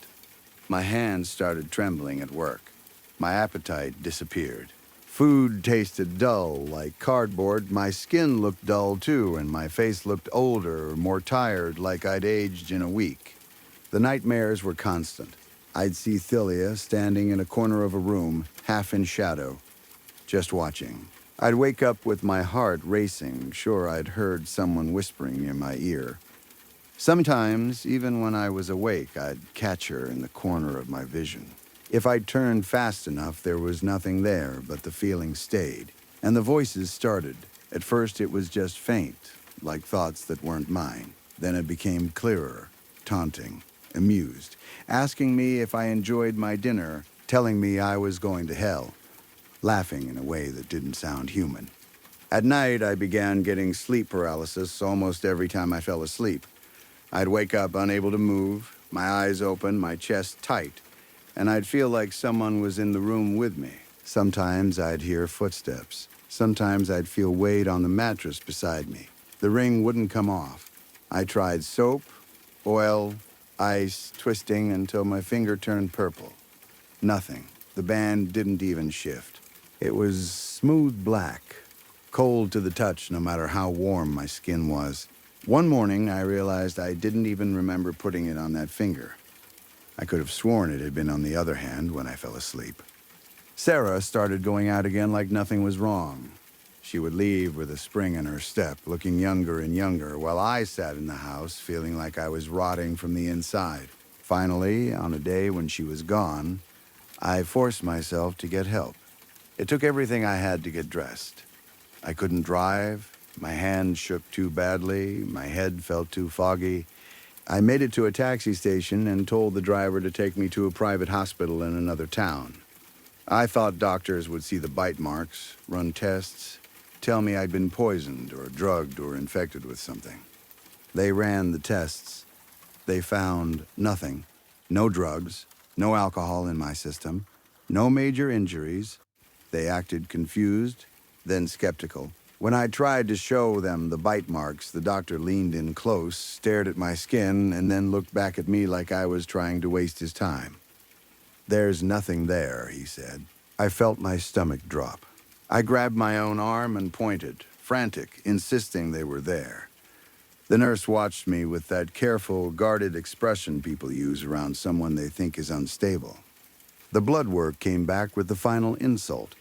The doctor told me my results looked like a man decades older. He didn't say it in a cruel way, but he didn't hide it either. He said it was like my body was aging too fast, like the system was breaking down in a way he couldn't explain. When I begged them to cut the ring off, they tried. They brought in tools. They tried blades. 3 broke. Not bent.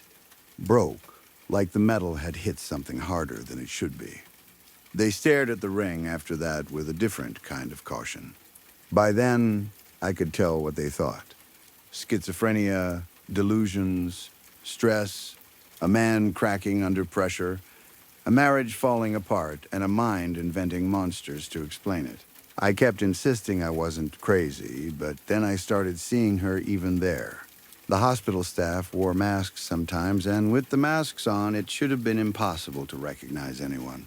Yet every so often, a nurse would walk into my room and I would catch her eyes.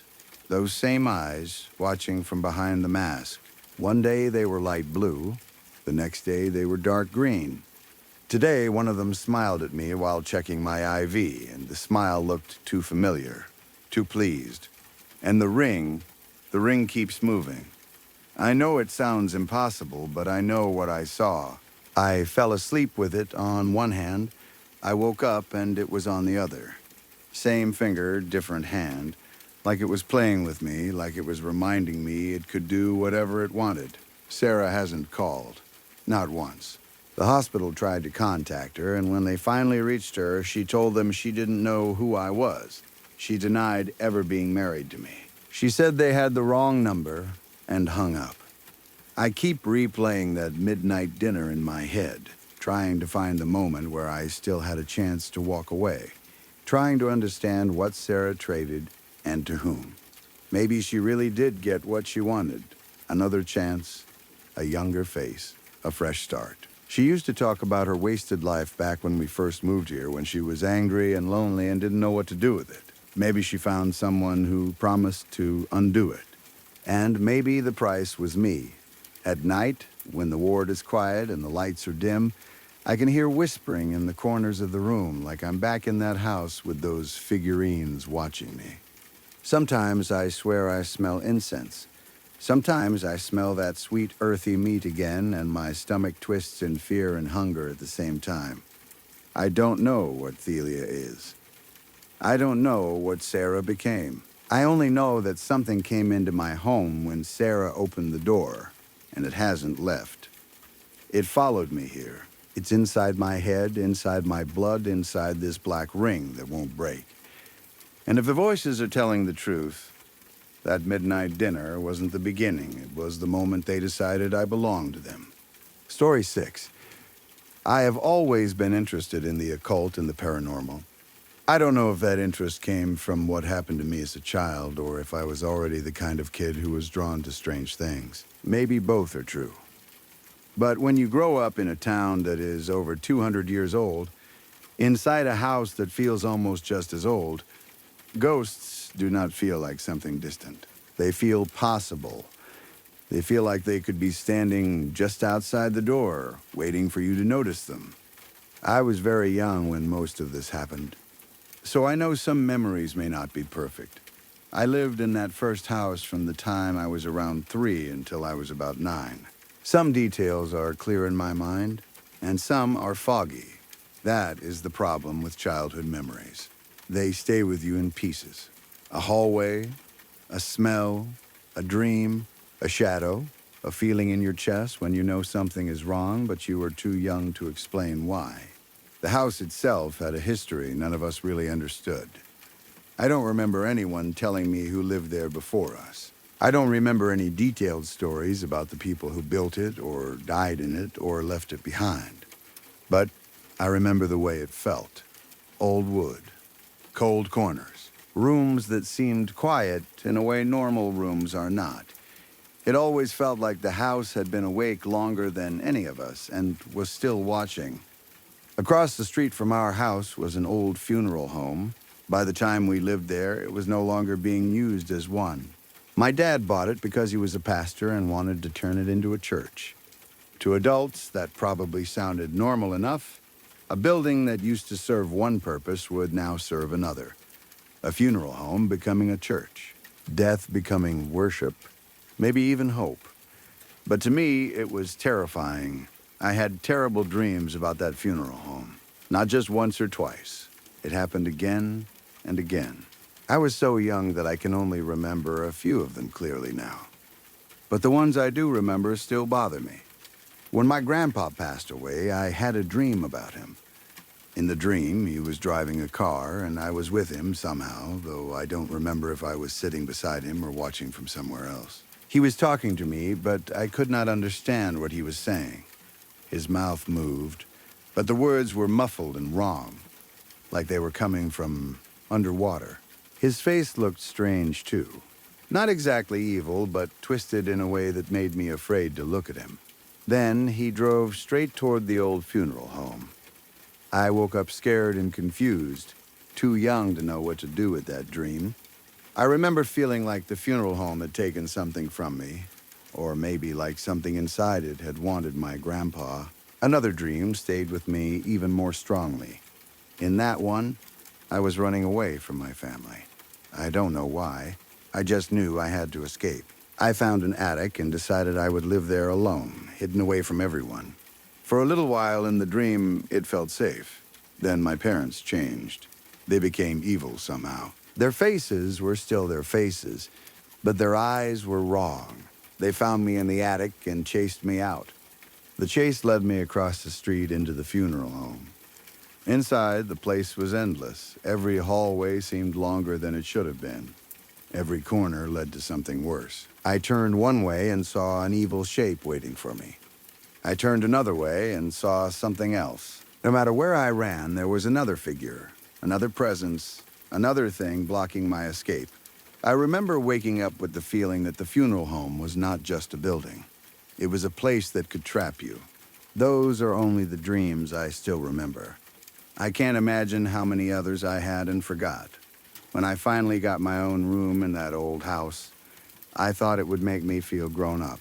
Instead, it made everything worse. I was scared of sleeping alone, so I thought keeping my bedroom door open would help.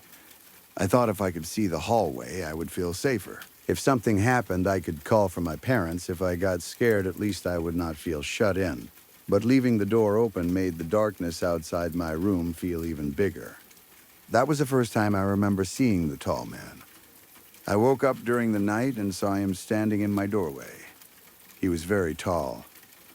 Too tall. His shape filled the frame of the door, but I could not see his face clearly. It was like he was made of shadow, or like my eyes refused to focus on him properly. He did not move. He did not speak. He just stood there watching me sleep. I don't remember screaming. I don't even remember getting out of bed.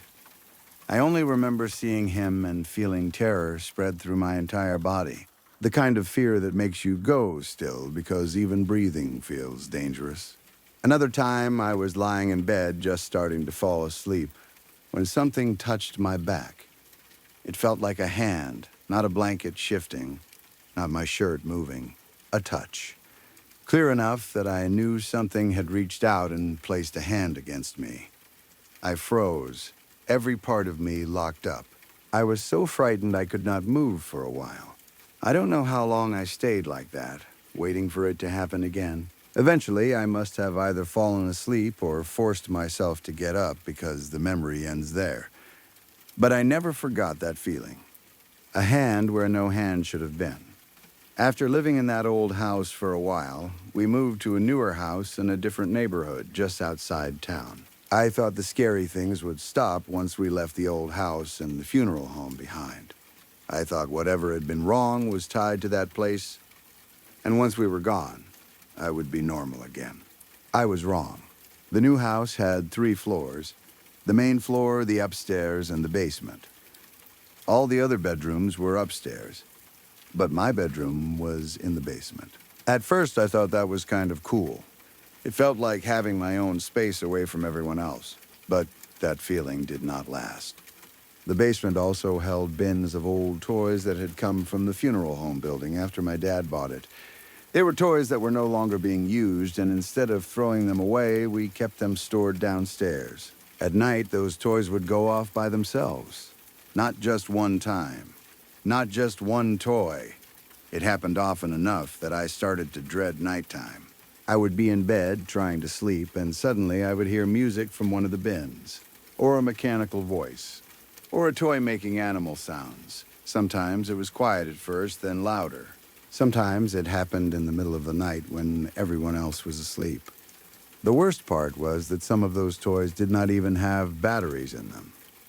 I know how that sounds. I know people will say maybe there were batteries I didn't know about, or maybe old toys can malfunction, or maybe I was half asleep and imagining things, but I remember checking.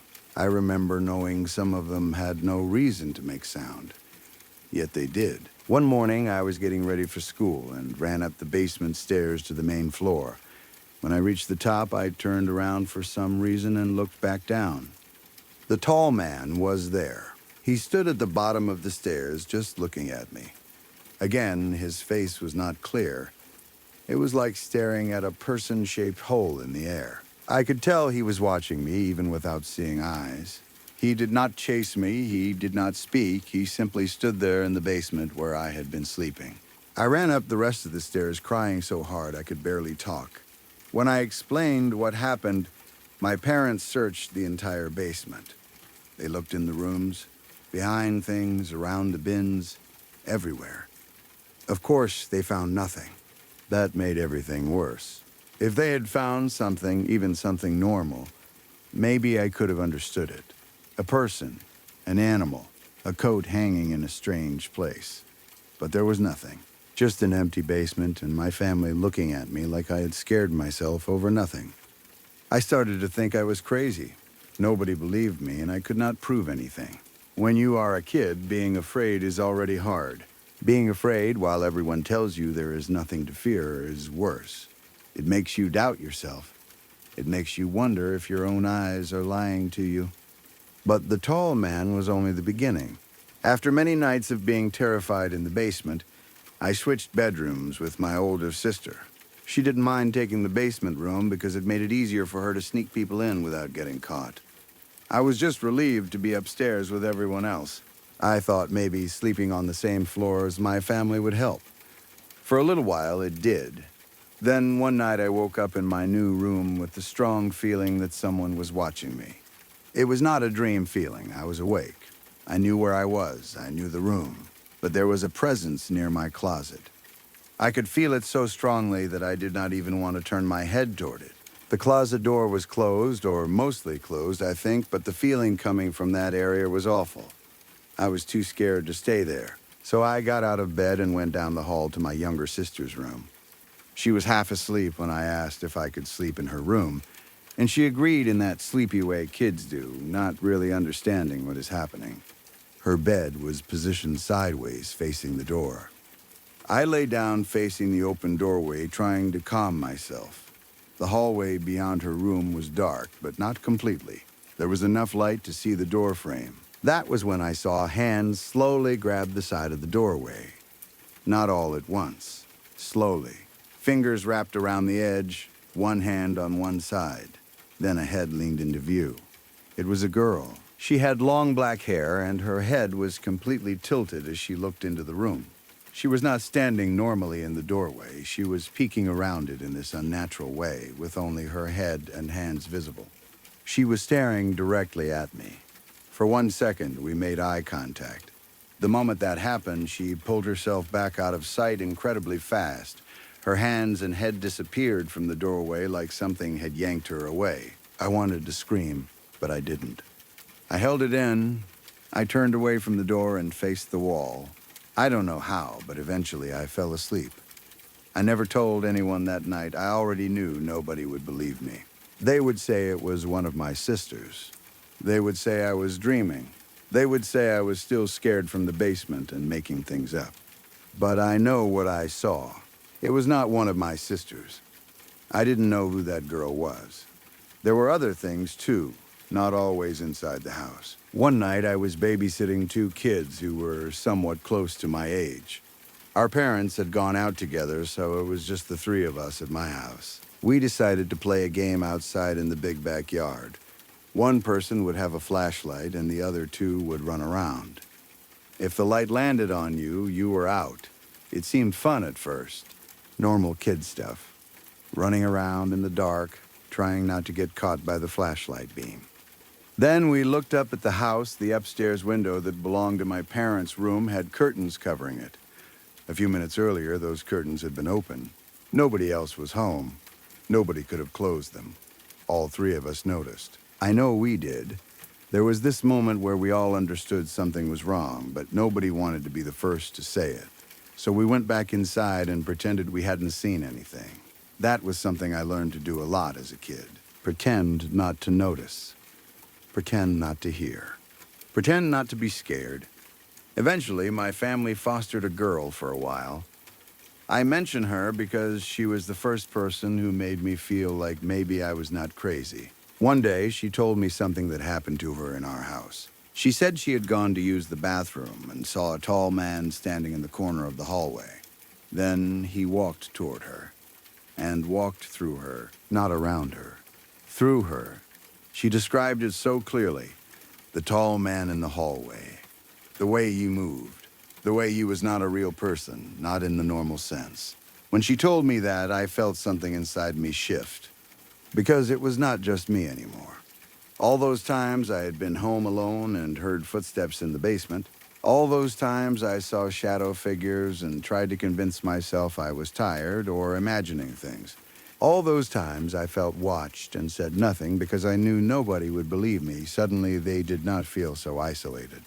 She had seen him, too. She was proof. Or at least, she was proof to me. I had spent so long thinking I might be crazy. Maybe I was sleep deprived. Maybe I was too interested in ghosts and scared myself into seeing things. But I had a good sleep schedule as a kid. I wasn't staying up all night watching horror movies or reading creepy things online. These things happened before I even had the words to explain them properly. The tall man was real to me. The girl in the doorway was real to me. The toys going off in the basement were real to me. The curtains moving when nobody was inside were real to me. And now someone else had seen the tall man too. That changed everything and nothing at the same time. Because even if I was not crazy, I still didn't know what it meant. Was something attached to me? Was something attached to my family? Did it follow us from the old house across from the funeral home? Did the funeral home itself have something inside it that came with us through those bins of toys? Were the dreams warnings, or just dreams? Was the tall man the same presence from the old house, or something completely different? I have no answers. Part of me wonders if I was sensitive to things as a child. Maybe some people notice what others don't. Maybe that makes them mediums, or maybe it just makes them scared kids who see too much. I don't know if I believe in labels like that. I don't know if I want to. Another part of me wonders if old places collect things. Pain, death, fear, grief. Maybe a 200-year-old house can hold on to more than dust and old wood. Maybe a funeral home can carry more than memories. Maybe when you bring objects from a place like that into a new home, something follows. The thing that bothers me most is the tall man. He appeared in the old house first, standing in my doorway while I slept. Then he appeared in the new house, in the basement, and later in the hallway where someone else saw him. That makes it hard to believe he belonged only to one location. Maybe he belonged to us. Or maybe he found me when I was small and followed because I noticed him. I still think about that sometimes. What if attention matters? What if seeing something gives it permission to stay near you? What if the reason children see more is because they have not learned how to ignore things yet? I don't know. I only know that even now, years later, I still feel uneasy in certain houses. I still hate sleeping with closet doors open. I still check doorways when I wake up at night. I still feel my body tense when a toy suddenly makes noise somewhere it shouldn't. And if I ever see a doorway in the dark, part of me expects long black hair to slowly appear around the edge. I'm sharing this now because I still wonder what happened to me. Was I just a scared kid with an overactive imagination? Was my family haunted? Was something attached to the old house, the funeral home, or those toys? Was I sensitive to whatever was there? I don't know, but I know one thing clearly. For years, I thought I was alone in seeing him.